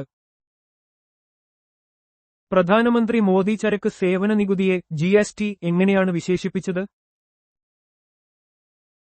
പ്രധാനമന്ത്രി മോദി ചരക്ക് സേവന നികുതിയെ GST good and simple tax, നല്ലതും ലളിതവുമായ നികുതി എന്ന് വിശേഷിപ്പിച്ചു. പ്രധാനമന്ത്രി Narendra Modi GSTയെ good and simple tax എന്ന് വിശേഷിപ്പിച്ചത് ഈ നികുതി സമ്പ്രദായം രാജ്യത്തെ നികുതി ഘടനയെ ലളിതമാക്കുമെന്നും സുതാര്യമാക്കുമെന്നുമുള്ള സർക്കാരിന്റെ കാഴ്ചപ്പാട് എടുത്തു കാണിക്കാനാണ്. GST പ്രാബല്യത്തിൽ വന്നപ്പോൾ രാജ്യത്ത് നിലവിലുണ്ടായിരുന്ന സങ്കീർണമായ പരോക്ഷ നികുതികളെ ഏകീകരിക്കാൻ ഇത് സഹായിച്ചു. ഇന്ത്യയിലെ സ്യുടെ അടിസ്ഥാന സ്വഭാവം എന്താണ്? ഇരട്ട നികുതി ഒഴിവാക്കാൻ അത് ഏത് സംവിധാനമാണ് ഉപയോഗിക്കുന്നത്? GST എന്നത് സാധനങ്ങളുടെയും സേവനങ്ങളുടെയും വിതരണത്തിന്മേലുള്ള ഒരു ഏകീകൃത പരോക്ഷ നികുതിയാണ്. ഓരോ ഘട്ടത്തിലും മൂല്യവർദ്ധനവിനു മാത്രമേ നികുതി ചുമത്തുന്നുള്ളൂ. കൂടാതെ ഇരട്ട നികുതി ഒഴിവാക്കാൻ ഇൻപുട്ട് ടാക്സ് ക്രെഡിറ്റിനുള്ള വ്യവസ്ഥകളും ഇതിൽ ഉൾപ്പെടുന്നു. GST ഇന്ത്യയിൽ ഒരു പ്രധാന പരോക്ഷ നികുതി പരിഷ്കരണമാണ്. ഇത് ഡെസ്റ്റിനേഷൻ അധിഷ്ഠിത ഉപഭോഗ നികുതിയാണ്. ഇരട്ട നികുതി ഒഴിവാക്കാൻ ഇൻപുട്ട് ടാക്സ് ക്രെഡിറ്റ് ITC എന്നൊരു സംവിധാനം ഉണ്ട്. ഇതനുസരിച്ച് ഒരു ഉൽപ്പന്നം ഉണ്ടാക്കുന്നതിന് അല്ലെങ്കിൽ സേവനം നൽകുന്നതിന് ഉപയോഗിച്ച സാധനങ്ങൾക്ക് അടച്ച നികുതി അന്തിമ ഉൽപ്പന്നത്തിന് അല്ലെങ്കിൽ സേവനത്തിന് അടയ്ക്കേണ്ട നികുതിയിൽ നിന്ന് കുറയ്ക്കാൻ സാധിക്കും. ഇന്ത്യയിൽ ചരക്ക് സേവന നികുതി GST ഏത് ഭരണഘടനാ ഭേദഗതി നിയമപ്രകാരമാണ് നടപ്പിലാക്കിയത്? ഇന്ത്യയിൽ ചരക്ക് സേവന നികുതി GST 101 ഭരണഘടനാ ഭേദഗതി നിയമപ്രകാരമാണ് നടപ്പിലാക്കിയത്.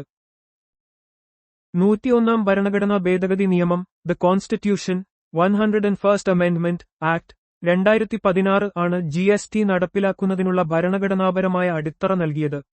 ഈ ഭേദഗതിയിലൂടെ ഇന്ത്യൻ ഭരണഘടനയിൽ പുതിയ വകുപ്പുകളും വ്യവസ്ഥകളും കൂട്ടിച്ചേർത്തു.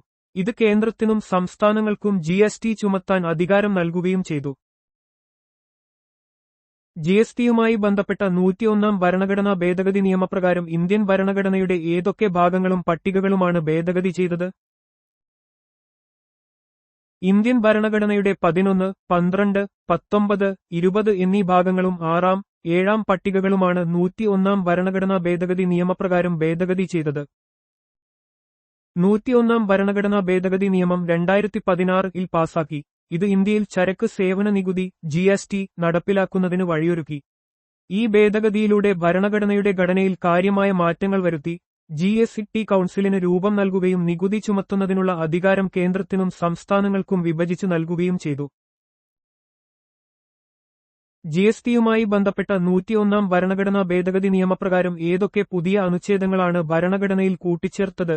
ഏതൊരു അനുച്ഛേദമാണ് റദ്ദാക്കിയത്? അനുച്ഛേദങ്ങൾ 246A, 269A, 279A എന്നിവ ഭരണഘടനയിൽ കൂട്ടിച്ചേർക്കുകയും അനുച്ഛേദം 268A റദ്ദാക്കുകയും ചെയ്തത് 101 ഭരണഘടനാ ഭേദഗതി നിയമപ്രകാരമാണ്.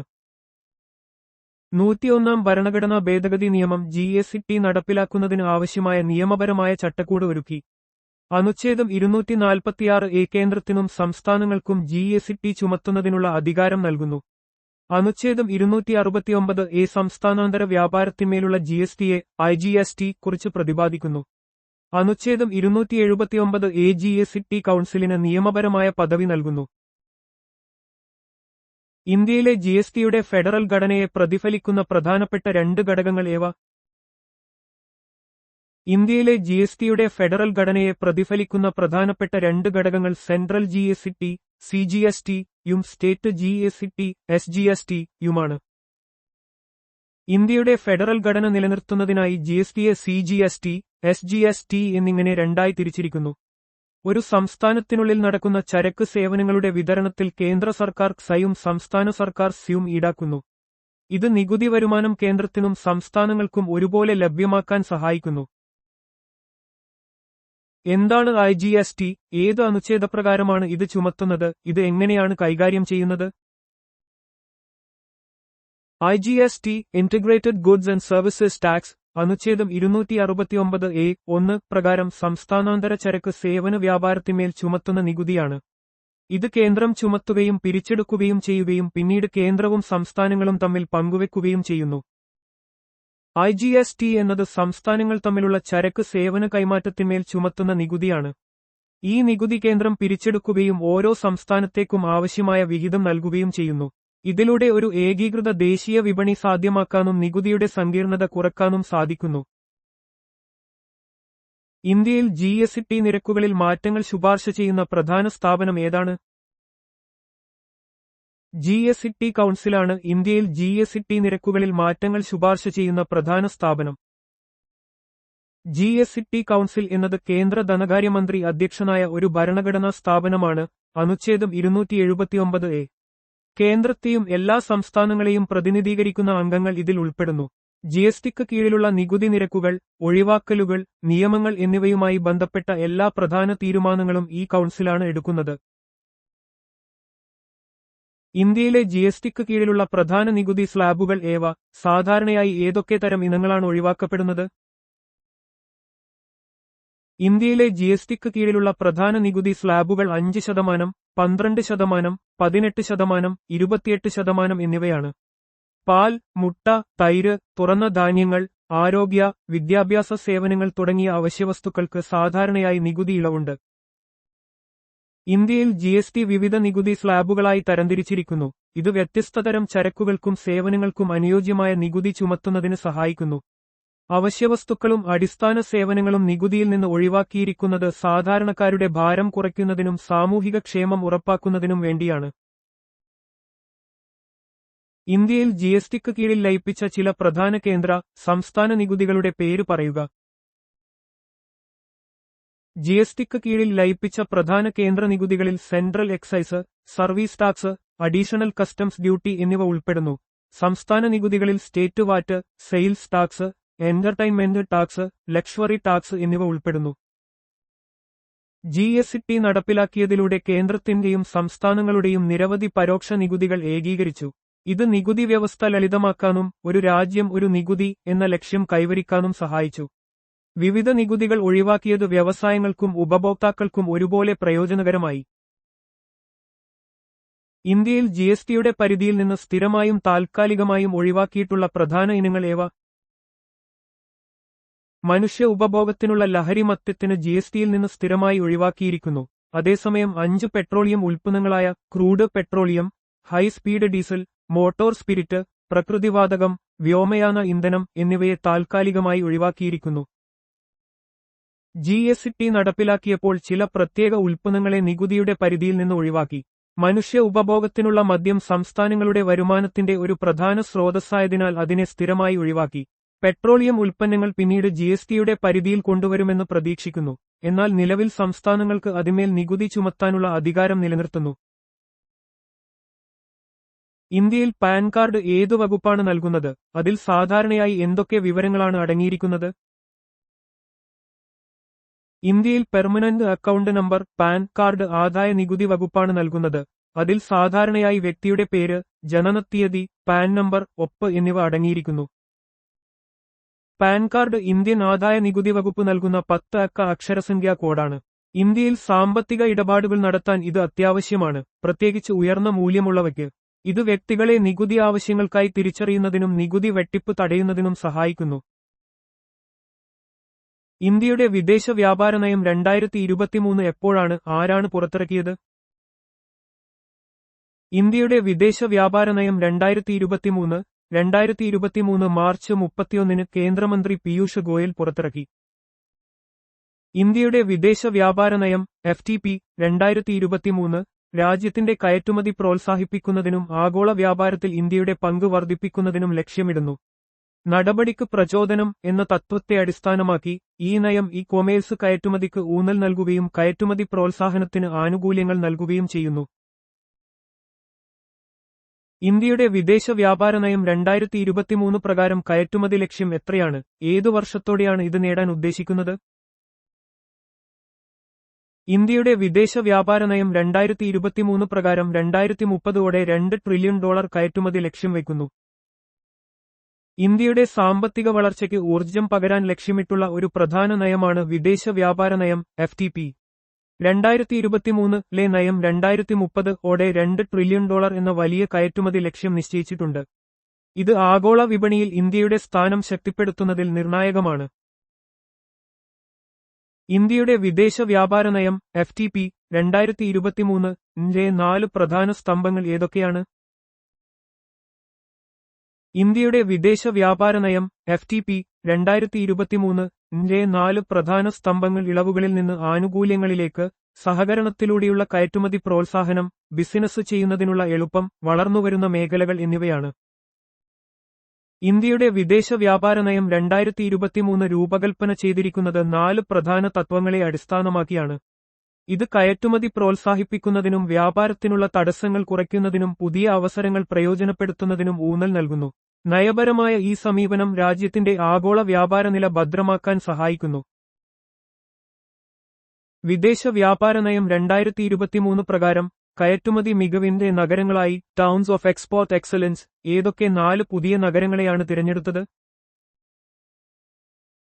ഫരീദാബാദ്, മൊറാദാബാദ്, മിർസാപൂർ, വാരണാസി എന്നിവയെയാണ് വിദേശ വ്യാപാര നയം 2023 പ്രകാരം പുതിയ കയറ്റുമതി മികവിന്റെ നഗരങ്ങളായി തിരഞ്ഞെടുത്തത്.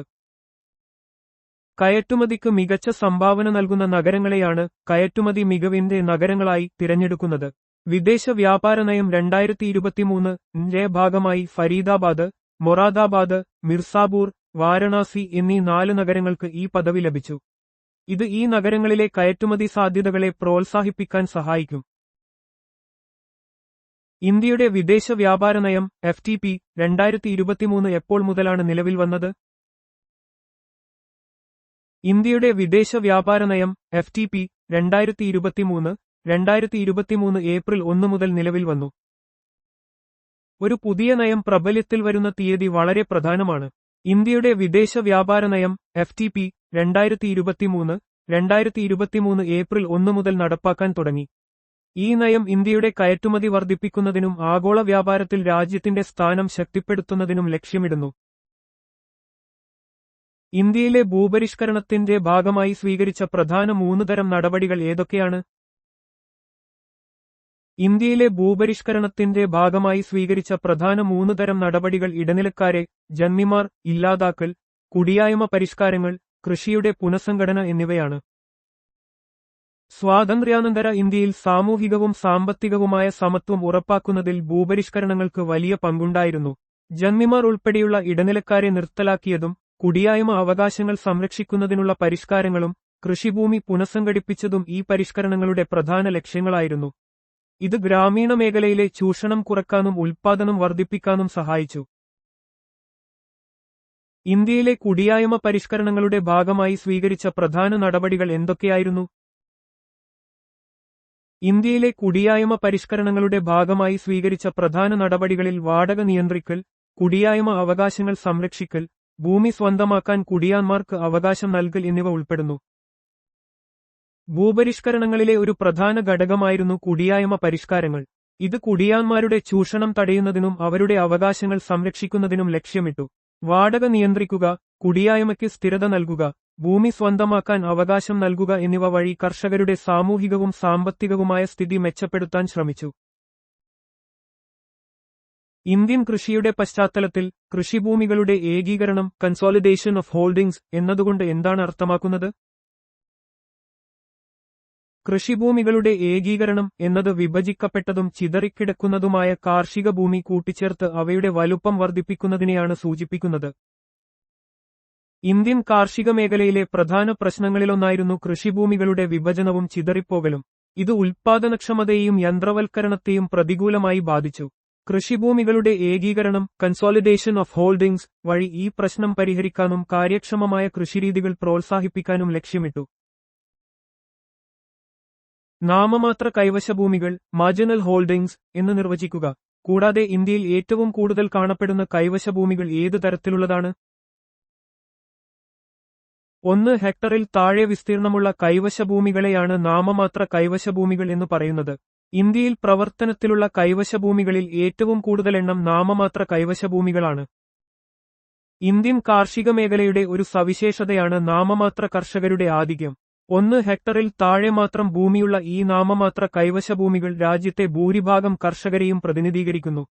ഇത് കാർഷിക നയരൂപീകരണത്തിലും ഗ്രാമീണ വികസനത്തിലും ഒരു പ്രധാന പരിഗണനയാണ്. 2015 മുതൽ 16 വരെയിലെ കാർഷിക സെൻസസ് പ്രകാരം ഇന്ത്യയിലെ മൊത്തം പ്രവർത്തന കൈവശഭൂമികളുടെ എണ്ണം എത്രയായിരുന്നു?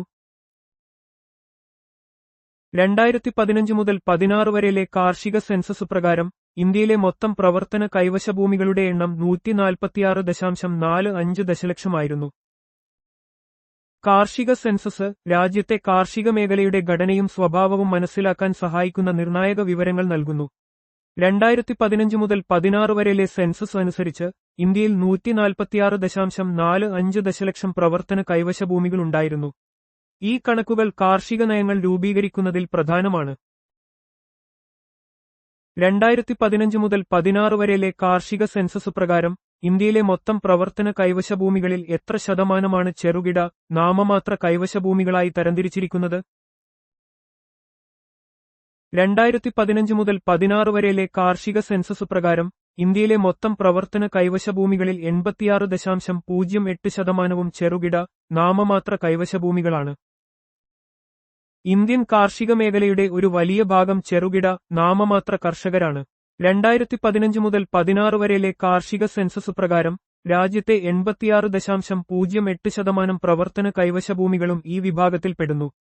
ഇത് ഗ്രാമീണ ദാരിദ്ര്യം, ഉൽപ്പാദനക്ഷമത, കാർഷിക വായ്പ തുടങ്ങിയ വിഷയങ്ങളിൽ ഈ വിഭാഗത്തിനുള്ള പ്രാധാന്യം എടുത്തുകാണിക്കുന്നു. ഇന്ത്യയിലെ ഹരിതവിപ്ലവത്തിന്റെ ആരംഭം ഏതു പഞ്ചവത്സര പദ്ധതിയുടെ കാലഘട്ടത്തിലാണ് പൊതുവെ കണക്കാക്കപ്പെടുന്നത്? ഇന്ത്യയിലെ ഹരിതവിപ്ലവത്തിന്റെ ആരംഭം 3ാം പഞ്ചവത്സര പദ്ധതിയുടെ കാലഘട്ടത്തിലാണ് പൊതുവെ കണക്കാക്കപ്പെടുന്നത്. ഹരിതവിപ്ലവം ഇന്ത്യയുടെ കാർഷിക മേഖലയിൽ വലിയ മാറ്റങ്ങൾ കൊണ്ടുവന്നു. 1961 മുതൽ 66 വരെ കാലഘട്ടത്തിലെ 3ാം പഞ്ചവത്സര പദ്ധതിയിലാണ് ഇത് ആരംഭിച്ചത്. ഉയർന്ന വിളവ് നൽകുന്ന വിത്തിനങ്ങളും ആധുനിക കൃഷിരീതികളും ഇതിന്റെ ഭാഗമായിരുന്നു. ഇന്ത്യയിലെ ഹരിതവിപ്ലവം ഏറ്റവും കൂടുതൽ ഗുണകരമായി ബാധിച്ച വിള ഏതാണ്? ഇന്ത്യയിലെ ഹരിതവിപ്ലവം ഏറ്റവും കൂടുതൽ ഗുണകരമായി ബാധിച്ചത് ഗോതമ്പിനെയാണ്. ഹരിതവിപ്ലവം ഭക്ഷ്യധാന്യ ഉൽപ്പാദനം ഗണ്യമായി വർദ്ധിപ്പിച്ചു. ഇതിൽ ഏറ്റവും മുന്നിട്ടുനിന്നത് ഗോതമ്പായിരുന്നു. ഉയർന്ന വിളവ് നൽകുന്ന വിത്തുകളും ജലസേചന സൗകര്യങ്ങളും രാസവളങ്ങളുടെ ഉപയോഗവും ഗോതമ്പ് ഉൽപ്പാദനത്തിൽ വിപ്ലവകരമായ മാറ്റങ്ങൾ കൊണ്ടുവന്നു. ഇന്ത്യയിൽ ആദ്യത്തെ ദേശീയ കർഷക കമ്മീഷൻ രൂപീകരിച്ചത് എപ്പോഴാണ്? അതിന്റെ ആദ്യത്തെ ചെയർമാനും പിന്നീട് പ്രസിഡന്റുമായിരുന്നവർ ആരെല്ലാം? ആദ്യത്തെ ദേശീയ കർഷക കമ്മീഷൻ 2004 ജനുവരിയിൽ രൂപീകരിച്ചു. സോംബാൽ ആയിരുന്നു ആദ്യ ചെയർമാൻ, പിന്നീട് MS സ്വാമിനാഥൻ അതിന്റെ പ്രസിഡന്റായി. ദേശീയ കർഷക കമ്മീഷൻ കർഷകരുടെ പ്രശ്നങ്ങളും കാർഷിക മേഖലയുടെ വികസനവും പഠിക്കാൻ രൂപീകരിച്ച ഒരു പ്രധാന സ്ഥാപനമാണ്. MS സ്വാമിനാഥൻ ഈ കമ്മീഷന്റെ തലവനായിരുന്ന കാലത്ത് സ്വാമിനാഥൻ കമ്മീഷൻ റിപ്പോർട്ട് സമർപ്പിച്ചത് ശ്രദ്ധേയമാണ്. ഇത് കർഷകരുടെ ക്ഷേമത്തിനായി നിരവധി ശുപാർശകൾ മുന്നോട്ടുവച്ചു. ഇന്ത്യയിലെ കാർഷിക വർഷത്തിന്റെ ദൈർഘ്യം എത്രയാണ്? ഇന്ത്യയിലെ കാർഷിക വർഷം ജൂലൈ 1 മുതൽ ജൂൺ 30 വരെയാണ് കണക്കാക്കുന്നത്. ഇന്ത്യയിലെ കാർഷിക പ്രവർത്തനങ്ങളുടെയും വിളവെടുപ്പിന്റെയും അടിസ്ഥാനത്തിലാണ് കാർഷിക വർഷം നിർണ്ണയിക്കുന്നത്. ഇത് സാമ്പത്തിക സ്ഥിതിവിവരക്കണക്കുകൾക്കും കാർഷിക നയരൂപീകരണത്തിനും അടിസ്ഥാനമായി വർത്തിക്കുന്നു. സാധാരണ സാമ്പത്തിക വർഷത്തിൽ നിന്ന് ഇത് വ്യത്യസ്തമാണ്. 2010 മുതൽ 11 വരെയിലെ സാമ്പത്തിക കണക്കുകൾ പ്രകാരം ഇന്ത്യയിലെ അറ്റ കൃഷിഭൂമിയുടെ എത്ര ശതമാനം അറ്റ ജലസേചനത്തിന് വിധേയമായിരുന്നു? 2010 മുതൽ 11 വരെയിലെ സാമ്പത്തിക കണക്കുകൾ പ്രകാരം ഇന്ത്യയിലെ അറ്റ കൃഷിഭൂമിയുടെ 45.7% അറ്റ ജലസേചനത്തിന് വിധേയമായിരുന്നു. കാർഷിക ഉൽപ്പാദനത്തിൽ ജലസേചനത്തിന് നിർണായക പങ്കുണ്ട്. ഇന്ത്യയുടെ കാർഷിക മേഖലയിൽ ഇപ്പോഴും ഗണ്യമായ ഒരു ഭാഗം മഴയെ ആശ്രയിച്ചാണ്. ജലസേചനം ലഭ്യമായ ഭൂമിയുടെ ശതമാനം കാർഷിക വികസനത്തിന്റെ ഒരു പ്രധാന സൂചകമാണ്. ഹരിതവിപ്ലവം ഏത് മുൻഗണനാ മേഖലയുമായി ബന്ധപ്പെട്ടിരിക്കുന്നു? ഭക്ഷ്യ ഉൽപ്പാദനവുമായി. ഹരിതവിപ്ലവം ഇന്ത്യയെ ഭക്ഷ്യധാന്യങ്ങളിൽ സ്വയം പര്യാപ്തമാക്കാൻ സഹായിച്ച ഒരു പ്രധാന കാർഷിക പരിഷ്കരണമാണ്. ഉയർന്ന വിളവ് നൽകുന്ന വിത്തുകളും ആധുനിക സാങ്കേതികവിദ്യകളും ഉപയോഗിച്ച് ഭക്ഷ്യധാന്യങ്ങളുടെ ഉൽപ്പാദനം വർദ്ധിപ്പിക്കുക എന്നതായിരുന്നു ഇതിന്റെ പ്രധാന ലക്ഷ്യം. ധവള വിപ്ലവം ഏത് മുൻഗണനാ മേഖലയുമായി ബന്ധപ്പെട്ടിരിക്കുന്നു? പാൽ ഉൽപ്പാദനവുമായി. ധവള വിപ്ലവം ഓപ്പറേഷൻ ഫ്ലഡ് ഇന്ത്യയുടെ പാൽ ഉൽപ്പാദനം വർദ്ധിപ്പിക്കുന്നതിനും ഗ്രാമീണ കർഷകർക്ക് മികച്ച വരുമാനം ഉറപ്പാക്കുന്നതിനും ലക്ഷ്യമിട്ടുള്ള ഒരു പ്രമുഖ പദ്ധതിയായിരുന്നു. വർഗീസ് കുര്യനാണ് ഇതിന്റെ പിതാവായി അറിയപ്പെടുന്നത്. മഞ്ഞ വിപ്ലവം ഏത് മുൻഗണനാ മേഖലയുമായി ബന്ധപ്പെട്ടിരിക്കുന്നു? എണ്ണക്കുരു ഉൽപ്പാദനവുമായി. എണ്ണക്കുരുക്കളുടെ ഉൽപ്പാദനം വർദ്ധിപ്പിച്ച് ഇന്ത്യയെ ഭക്ഷ്യ എണ്ണകളിൽ സ്വയം പര്യാപ്തമാക്കുക എന്നതായിരുന്നു മഞ്ഞ വിപ്ലവത്തിന്റെ പ്രധാന ലക്ഷ്യം. സസ്യ എണ്ണകളുടെ പ്രാധാന്യം കണക്കിലെടുത്ത് ഈ മേഖലയിൽ കാര്യമായ ശ്രദ്ധ കേന്ദ്രീകരിച്ചു. നീല വിപ്ലവം ഏത് മുൻഗണനാ മേഖലയുമായി ബന്ധപ്പെട്ടിരിക്കുന്നു? മത്സ്യ ഉൽപ്പാദനവുമായി. മത്സ്യബന്ധന മേഖലയുടെ സമഗ്ര വികസനം ലക്ഷ്യമിട്ടുള്ളതാണ് നീല വിപ്ലവം. മത്സ്യ ഉൽപ്പാദനം വർദ്ധിപ്പിക്കുക, മത്സ്യത്തൊഴിലാളികളുടെ ജീവിത നിലവാരം മെച്ചപ്പെടുത്തുക, മത്സ്യ കയറ്റുമതി പ്രോത്സാഹിപ്പിക്കുക എന്നിവ ഇതിന്റെ പ്രധാന ലക്ഷ്യങ്ങളാണ്. വെള്ളി വിപ്ലവം ഏത് മുൻഗണനാ മേഖലയുമായി ബന്ധപ്പെട്ടിരിക്കുന്നു? മുട്ട കോഴിയിറച്ചി ഉൽപ്പാദനവുമായി. വെള്ളി വിപ്ലവം ഇന്ത്യയിൽ മുട്ടയുടെയും കോഴിയിറച്ചിയുടെയും ഉൽപ്പാദനം വർദ്ധിപ്പിക്കുന്നതിൽ ശ്രദ്ധ കേന്ദ്രീകരിച്ചു.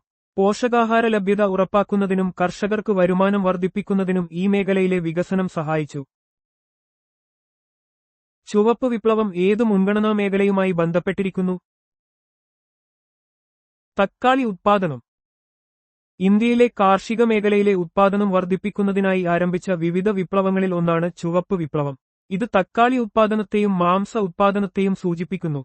ഡോക്ടർ ദുർഗേഷ് പട്ടേലാണ് ഈ വിപ്ലവത്തിന്റെ പിതാവായി അറിയപ്പെടുന്നത്. വെള്ളിനാര് വിപ്ലവം ഏത് മുൻഗണനാ മേഖലയുമായി ബന്ധപ്പെട്ടിരിക്കുന്നു? പരുത്തി ഉത്പാദനം.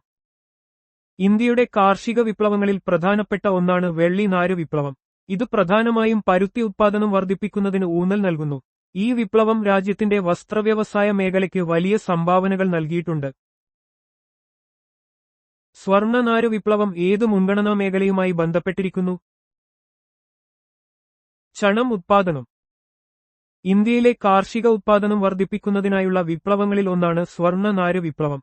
ഇത് ചണം ഉത്പാദനവുമായി ബന്ധപ്പെട്ടിരിക്കുന്നു. പശ്ചിമ ബംഗാൾ, അസം തുടങ്ങിയ സംസ്ഥാനങ്ങളിലാണ് ഇന്ത്യയിൽ ചണം പ്രധാനമായും ഉത്പാദിപ്പിക്കുന്നത്.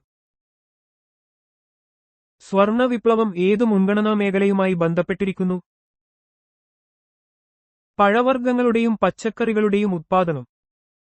1991-ൽ ആരംഭിച്ച് 2003 വരെ നീണ്ടുനിന്ന സ്വർണ്ണ വിപ്ലവം ഹോർട്ടിക്കൾച്ചർ, തേൻ ഉത്പാദനം, പഴവർഗ്ഗങ്ങൾ, പച്ചക്കറികൾ എന്നിവയുടെ ഉത്പാദനം വർദ്ധിപ്പിക്കുന്നതിൽ ശ്രദ്ധ കേന്ദ്രീകരിച്ചു. നിരാശ് കേപ ആണ് ഈ വിപ്ലവത്തിന്റെ പിതാവായി അറിയപ്പെടുന്നത്. ഗ്രേ വിപ്ലവം ഏത് മുൻഗണനാ മേഖലയുമായി ബന്ധപ്പെട്ടിരിക്കുന്നു? വളം ഉത്പാദനം. ഇന്ത്യൻ കാർഷിക മേഖലയിൽ വളങ്ങളുടെ ഉത്പാദനം വർദ്ധിപ്പിക്കുന്നതിനും അവയുടെ ഉപയോഗം പ്രോത്സാഹിപ്പിക്കുന്നതിനും ലക്ഷ്യമിട്ടാണ് ഗ്രേ വിപ്ലവം ആരംഭിച്ചത്. മണ്ണിന്റെ ഫലഭൂയിഷ്ടി നിലനിർത്തിക്കൊണ്ട് വിളവ് വർദ്ധിപ്പിക്കാൻ ഇത് സഹായിച്ചു.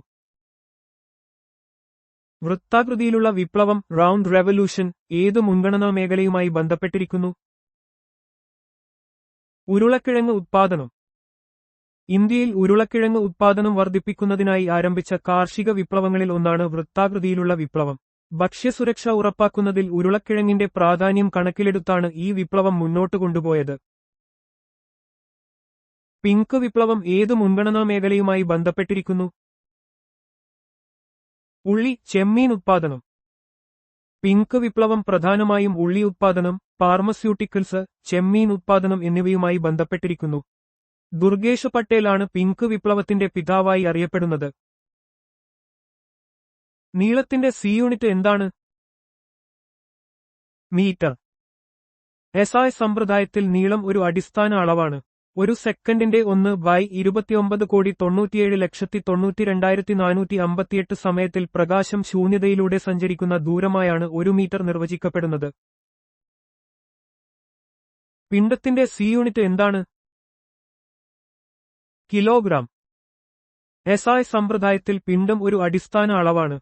2019 പ്ലാങ്ക് സ്ഥിരാങ്കത്തെ അടിസ്ഥാനമാക്കി 1 കിലോഗ്രാം പുനർനിർവചിക്കപ്പെട്ടു, ഇത് കൃത്യത വർദ്ധിപ്പിക്കാൻ സഹായിച്ചു. സമയത്തിന്റെ സി യൂണിറ്റ് എന്താണ്? സെക്കൻഡ്. സി യൂണിറ്റുകൾ അളവുകളുടെ ആഗോള നിലവാരങ്ങളാണ്. സമയം അളക്കുന്നതിനുള്ള അടിസ്ഥാന യൂണിറ്റാണ് സെക്കൻഡ്. ആറ്റോമിക് ക്ലോക്കുകൾ ഉപയോഗിച്ച് ഇത് കൃത്യമായി നിർവചിക്കപ്പെട്ടിരിക്കുന്നു. വൈദ്യുത പ്രവാഹത്തിന്റെ സി യൂണിറ്റ് എന്താണ്? ആംപിയർ. ഒരു കണ്ടക്ടറിലൂടെ ഒരു സെക്കൻഡിൽ ഒഴുകുന്ന ചാർജിന്റെ അളവാണ് വൈദ്യുത പ്രവാഹം. ആന്ദ്രേ മാരി ആംപിയർ എന്ന ഫ്രഞ്ച് ഭൗതികശാസ്ത്രജ്ഞന്റെ ബഹുമാനാർത്ഥമാണ് ഈ യൂണിറ്റിന് ആംപിയർ എന്ന പേര് നൽകിയിരിക്കുന്നത്. താപഗതിക താപനിലയുടെ സി യൂണിറ്റ് എന്താണ്? കെൽവിൻ. താപഗതിക താപനിലയുടെ അടിസ്ഥാന സി യൂണിറ്റാണ് കെൽവിൻ. കേംബ്രിഡ്ജ് സർവകലാശാലയിലെ ഭൗതികശാസ്ത്രജ്ഞനായിരുന്ന ലോർഡ് കെൽവിൻ വികസിപ്പിച്ചെടുത്ത കെൽവിൻ സ്കെയിൽ കേവല പൂജ്യത്തെ അടിസ്ഥാനമാക്കിയുള്ളതാണ്. പദാർത്ഥത്തിന്റെ അളവിന്റെ സി യൂണിറ്റ് എന്താണ്? മോൾ. ഒരു സിസ്റ്റത്തിലെ പദാർത്ഥത്തിന്റെ അളവ് സൂചിപ്പിക്കുന്ന സി യൂണിറ്റാണ് മോൾ. 12 ഗ്രാം കാർബൺ 12 ഐസോട്ടോപ്പിൽ അടങ്ങിയിരിക്കുന്ന അത്രയും ആറ്റങ്ങളോ തന്മാത്രകളോ മറ്റ് കണങ്ങളോ ആണ് ഒരു മോൾ. പ്രകാശതീവ്രതയുടെ സി യൂണിറ്റ് എന്താണ്? കാൻഡല. ഒരു പ്രത്യേക ദിശയിൽ ഒരു പ്രകാശസ്രോതസ് പുറത്തുവിടുന്ന പ്രകാശത്തിന്റെ തീവ്രത അളക്കുന്നതിനുള്ള സി യൂണിറ്റാണ് കാൻഡല. മെഴുകുതിരി എന്ന് അർത്ഥം വരുന്ന ലാറ്റിൻ വാക്കിൽ നിന്നാണ് കാൻഡല എന്ന പേര് വരുന്നത്. International system of units C എന്തിനെ അടിസ്ഥാനമാക്കിയുള്ളതാണ്? 7 അടിസ്ഥാന അളവുകൾ: നീളം, പിണ്ഡം, സമയം, വൈദ്യുത പ്രവാഹം, താപനില, പദാർത്ഥത്തിന്റെ അളവ്, പ്രകാശതീവ്രത. സി യൂണിറ്റ് സംവിധാനം 7 അടിസ്ഥാന അളവുകളെയും അവയുടെ യൂണിറ്റുകളെയും ആശ്രയിച്ചിരിക്കുന്നു. മറ്റ് എല്ലാ ഭൗതിക അളവുകളെയും ഈ അടിസ്ഥാന യൂണിറ്റുകളുടെ സംയോജനത്തിലൂടെ വ്യുൽപ്പന്ന യൂണിറ്റുകളായി നിർവചിക്കാൻ സാധിക്കുന്നു. സി സമ്പ്രദായത്തിലെ വ്യുൽപ്പന്ന യൂണിറ്റുകൾ ഡിറൈവ്ഡ് യൂണിറ്റ്സ് എന്തൊക്കെയാണ്? അടിസ്ഥാന യൂണിറ്റുകളുടെ സംയോജനത്തിലൂടെ പ്രതിനിധീകരിക്കാൻ കഴിയുന്ന ഭൗതിക അളവുകളുടെ യൂണിറ്റുകൾ. സി സമ്പ്രദായത്തിലെ 7 അടിസ്ഥാന യൂണിറ്റുകളിൽ നിന്ന് രൂപീകരിക്കുന്ന യൂണിറ്റുകളാണ് വ്യുൽപ്പന്ന യൂണിറ്റുകൾ. ഉദാഹരണത്തിന്, വേഗതയുടെ യൂണിറ്റായ മീറ്റർ, സെക്കൻഡ്, നീളത്തിന്റെയും സമയത്തിന്റെയും അടിസ്ഥാന യൂണിറ്റുകളിൽ നിന്ന് ഉരുത്തിരിഞ്ഞതാണ്. ആവൃത്തിയുടെ സി യൂണിറ്റ് എന്താണ്? Hertz, H. ഒരു സെക്കൻഡിൽ സംഭവിക്കുന്ന ആവർത്തനങ്ങളുടെ എണ്ണമാണ് ആവൃത്തി. ജർമ്മൻ ഭൗതികശാസ്ത്രജ്ഞനായ ഹെൻറിച്ച് റുഡോൾഫ് ഹെർട്സിന്റെ ബഹുമാനാർത്ഥമാണ് ആവൃത്തിയുടെ സി യൂണിറ്റിന് ഹെർട്സ് എന്ന് പേര് നൽകിയിരിക്കുന്നത്. ബലത്തിന്റെ സി യൂണിറ്റ് എന്താണ്? ന്യൂട്ടൺ. എൻ. ഒരു വസ്തുവിന്റെ പിണ്ഡവും അതിന്റെ ത്വരണം, ആക്സലറേഷൻ, തമ്മിലുള്ള ഗുണനഫലമാണ് ബലം. സർ ഐസക് ന്യൂട്ടൺ ആവിഷ്കരിച്ച ചലന നിയമങ്ങളെ അടിസ്ഥാനമാക്കിയുള്ളതാണ് ഈ യൂണിറ്റ്. മർദ്ദം അല്ലെങ്കിൽ പ്രതിബലത്തിന്റെ സ്ട്രെസ് സി യൂണിറ്റ് എന്താണ്? പാസ്കൽ. ഒരു യൂണിറ്റ് വിസ്തീർണത്തിൽ പ്രയോഗിക്കുന്ന ബലമാണ് മർദ്ദം. ഫ്രഞ്ച് ഗണിതശാസ്ത്രജ്ഞനും ഭൗതികശാസ്ത്രജ്ഞനുമായ ബ്ലെസ് പാസ്കലിന്റെ ബഹുമാനാർത്ഥമാണ് ഈ യൂണിറ്റിന് പാസ്കൽ എന്ന് പേര് നൽകിയിരിക്കുന്നത്. ഊർജ്ജം, പ്രവൃത്തി അല്ലെങ്കിൽ താപത്തിന്റെ അളവ് എന്നിവയുടെ സി യൂണിറ്റ് എന്താണ്? ജൂൾ. ജെ. ഊർജ്ജം, പ്രവൃത്തി, താപത്തിന്റെ അളവ് എന്നിവ അളക്കുന്നതിനുള്ള അന്താരാഷ്ട്ര ഏകകമാണ് ജൂൾ. ജെയിംസ് പ്രെസ്കോട്ട് ജൂളിന്റെ സ്മരണാർത്ഥം നൽകിയിട്ടുള്ള ഈ യൂണിറ്റ്, ഒരു ന്യൂട്ടൺ ബലം 1 മീറ്റർ ദൂരം ഒരു വസ്തുവിനെ ചലിപ്പിക്കുമ്പോൾ ചെയ്യുന്ന പ്രവൃത്തിയെ സൂചിപ്പിക്കുന്നു. പവർ അഥവാ റേഡിയന്റ് ഫ്ലക്സ് എന്നിവയുടെ സി യൂണിറ്റ് എന്താണ്? വാട്ട്. ഡബ്ല്യു. പവറിന്റെ സി യൂണിറ്റാണ് വാട്ട്. സ്കോട്ടിഷ് കണ്ടുപിടുത്തക്കാരനും എഞ്ചിനീയറുമായ ജെയിംസ് വാട്ടിന്റെ പേരിലാണ് ഈ യൂണിറ്റ് അറിയപ്പെടുന്നത്. ഒരു സെക്കൻഡിൽ ഒരു ജൂൾ ഊർജ്ജം വിനിയോഗിക്കുമ്പോഴുണ്ടാകുന്ന പവറിനെ ഒരു വാട്ട് എന്ന് പറയുന്നു. വൈദ്യുത ചാർജിന്റെ സി യൂണിറ്റ് എന്താണ്? കൂളോംബ്. സി. വൈദ്യുത ചാർജിന്റെ സി യൂണിറ്റാണ് കൂളോംബ്. ഫ്രഞ്ച് ഭൗതികശാസ്ത്രജ്ഞനായ ചാൾസ് അഗസ്റ്റിൻ ഡി കൂളോംബിന്റെ ബഹുമാനാർത്ഥമാണ് ഈ യൂണിറ്റ് നൽകിയിട്ടുള്ളത്. ഒരു ആംപിയർ വൈദ്യുതി ഒരു സെക്കൻഡ് നേരത്തേക്ക് പ്രവഹിക്കുമ്പോൾ കടന്നുപോകുന്ന ചാർജിന്റെ അളവാണ് ഒരു കൂളോംബ്. വോൾട്ടേജ് അഥവാ ഇലക്ട്രിക്കൽ പൊട്ടൻഷ്യലിന്റെ സി യൂണിറ്റ് എന്താണ്? വോൾട്ട്. വി. വോൾട്ടേജ് അഥവാ വൈദ്യുത പൊട്ടൻഷ്യൽ വ്യത്യാസത്തിന്റെ സി യൂണിറ്റാണ് വോൾട്ട്. ഇറ്റാലിയൻ ഭൗതികശാസ്ത്രജ്ഞനായ അലസാന്ദ്രോ വോൾട്ടയുടെ സ്മരണാർത്ഥമാണ് ഈ യൂണിറ്റ് അറിയപ്പെടുന്നത്. ഒരു കൂളോംബ് ചാർജിനെ ഒരു സ്ഥലത്തുനിന്ന് മറ്റൊരിടത്തേക്ക് നീക്കാൻ ഒരു ജൂൾ പ്രവൃത്തി ചെയ്യുമ്പോൾ ഉണ്ടാകുന്ന പൊട്ടൻഷ്യൽ വ്യത്യാസമാണ് ഒരു വോൾട്ട്. ഇലക്ട്രിക്കൽ കപ്പാസിറ്റിയുടെ കപ്പാസിറ്റൻസ് സി യൂണിറ്റ് എന്താണ്? Farad F. വൈദ്യുത കപ്പാസിറ്റൻസിന്റെ സി യൂണിറ്റാണ് ഫാരഡ്. ബ്രിട്ടീഷ് ശാസ്ത്രജ്ഞനായ മൈക്കിൾ ഫാരഡെയുടെ ബഹുമാനാർത്ഥമാണ് ഈ യൂണിറ്റ് നൽകിയിട്ടുള്ളത്. ഒരു വോൾട്ട് പൊട്ടൻഷ്യൽ വ്യത്യാസത്തിൽ ഒരു കൂളോംബ് ചാർജ് സംഭരിക്കാൻ കഴിയുന്ന ഒരു കണ്ടൻസറിന്റെ ശേഷിയെ ഒരു ഫാരഡ് എന്ന് നിർവചിക്കുന്നു. വൈദ്യുത പ്രതിരോധത്തിന്റെ സി യൂണിറ്റ് എന്താണ്? ഓം, ഒമേഗ. വൈദ്യുത പ്രതിരോധത്തിന്റെ സി യൂണിറ്റാണ് ഓം. ജർമ്മൻ ഭൗതികശാസ്ത്രജ്ഞനായ ജോർജ് സൈമൺ ഓമിന്റെ സ്മരണാർത്ഥമാണ് ഈ യൂണിറ്റ് അറിയപ്പെടുന്നത്. ഒരു കണ്ടക്ടറിലൂടെ ഒരു ആംപിയർ വൈദ്യുതപ്രവാഹം ഉണ്ടാകുമ്പോൾ അതിലൂടെ ഒരു വോൾട്ട് പൊട്ടൻഷ്യൽ വ്യത്യാസം നിലനിർത്താൻ ആവശ്യമായ പ്രതിരോധമാണ് ഒരു ഓം. കാന്തിക ഫ്ലക്സ് ഡെൻസിറ്റിയുടെ സി യൂണിറ്റ് എന്താണ്? Tesla T. കാന്തിക ഫ്ലക്സ് ഡെൻസിറ്റിയുടെ അല്ലെങ്കിൽ കാന്തികക്ഷേത്ര തീവ്രതയുടെ സി യൂണിറ്റാണ് ടെസ്ല. സെർബിയൻ അമേരിക്കൻ കണ്ടുപിടുത്തക്കാരനായ നിക്കോള ടെസ്ലയുടെ ബഹുമാനാർത്ഥമാണ് ഈ യൂണിറ്റ് നൽകിയിട്ടുള്ളത്. ഒരു ചതുരശ്ര മീറ്റർ വിസ്തീർണത്തിൽ ഒരു വെബർ കാന്തിക ഫ്ലക്സ് കടന്നുപോകുമ്പോൾ ഉണ്ടാകുന്ന ഫ്ലക്സ് ഡെൻസിറ്റിയെ ഒരു ടെസ്ല എന്ന് നിർവചിക്കുന്നു. ഇൻഡക്റ്റൻസിന്റെ സി യൂണിറ്റ് എന്താണ്? Henry H.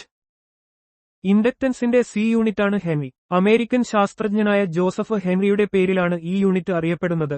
ഒരു കണ്ടക്ടറിലൂടെ ഒരു ആംപിയർ വൈദ്യുതപ്രവാഹത്തിന് ഒരു വെബർ കാന്തിക ഫ്ലക്സ് ഉണ്ടാക്കാൻ കഴിയുന്ന ഇൻഡക്റ്റൻസാണ് ഒരു ഹെൻറി.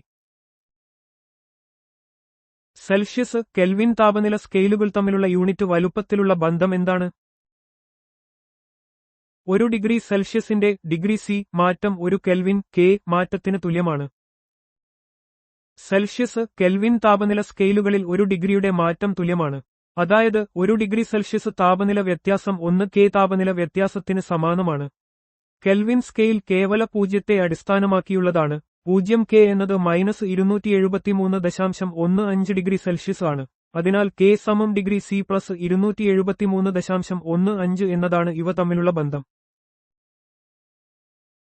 പ്രകാശതീവ്രതയുടെ അലൂമിനൻസ് സി യൂണിറ്റ് എന്താണ്? Lux, lux. പ്രകാശതീവ്രത എന്നത് ഒരു പ്രതലത്തിൽ പതിക്കുന്ന പ്രകാശപ്രവാഹത്തിന്റെ സാന്ദ്രതയെ അളക്കുന്ന ഒരു ഭൗതിക അളവാണ്. ഇതിന്റെ സി യൂണിറ്റ് ലക്സ്, ലക്സ് ആണ്. ഇത് ഒരു ചതുരശ്ര മീറ്ററിൽ 1 ല്യൂമൻ പ്രകാശപ്രവാഹത്തിന് തുല്യമാണ്. LM, m വർഗം.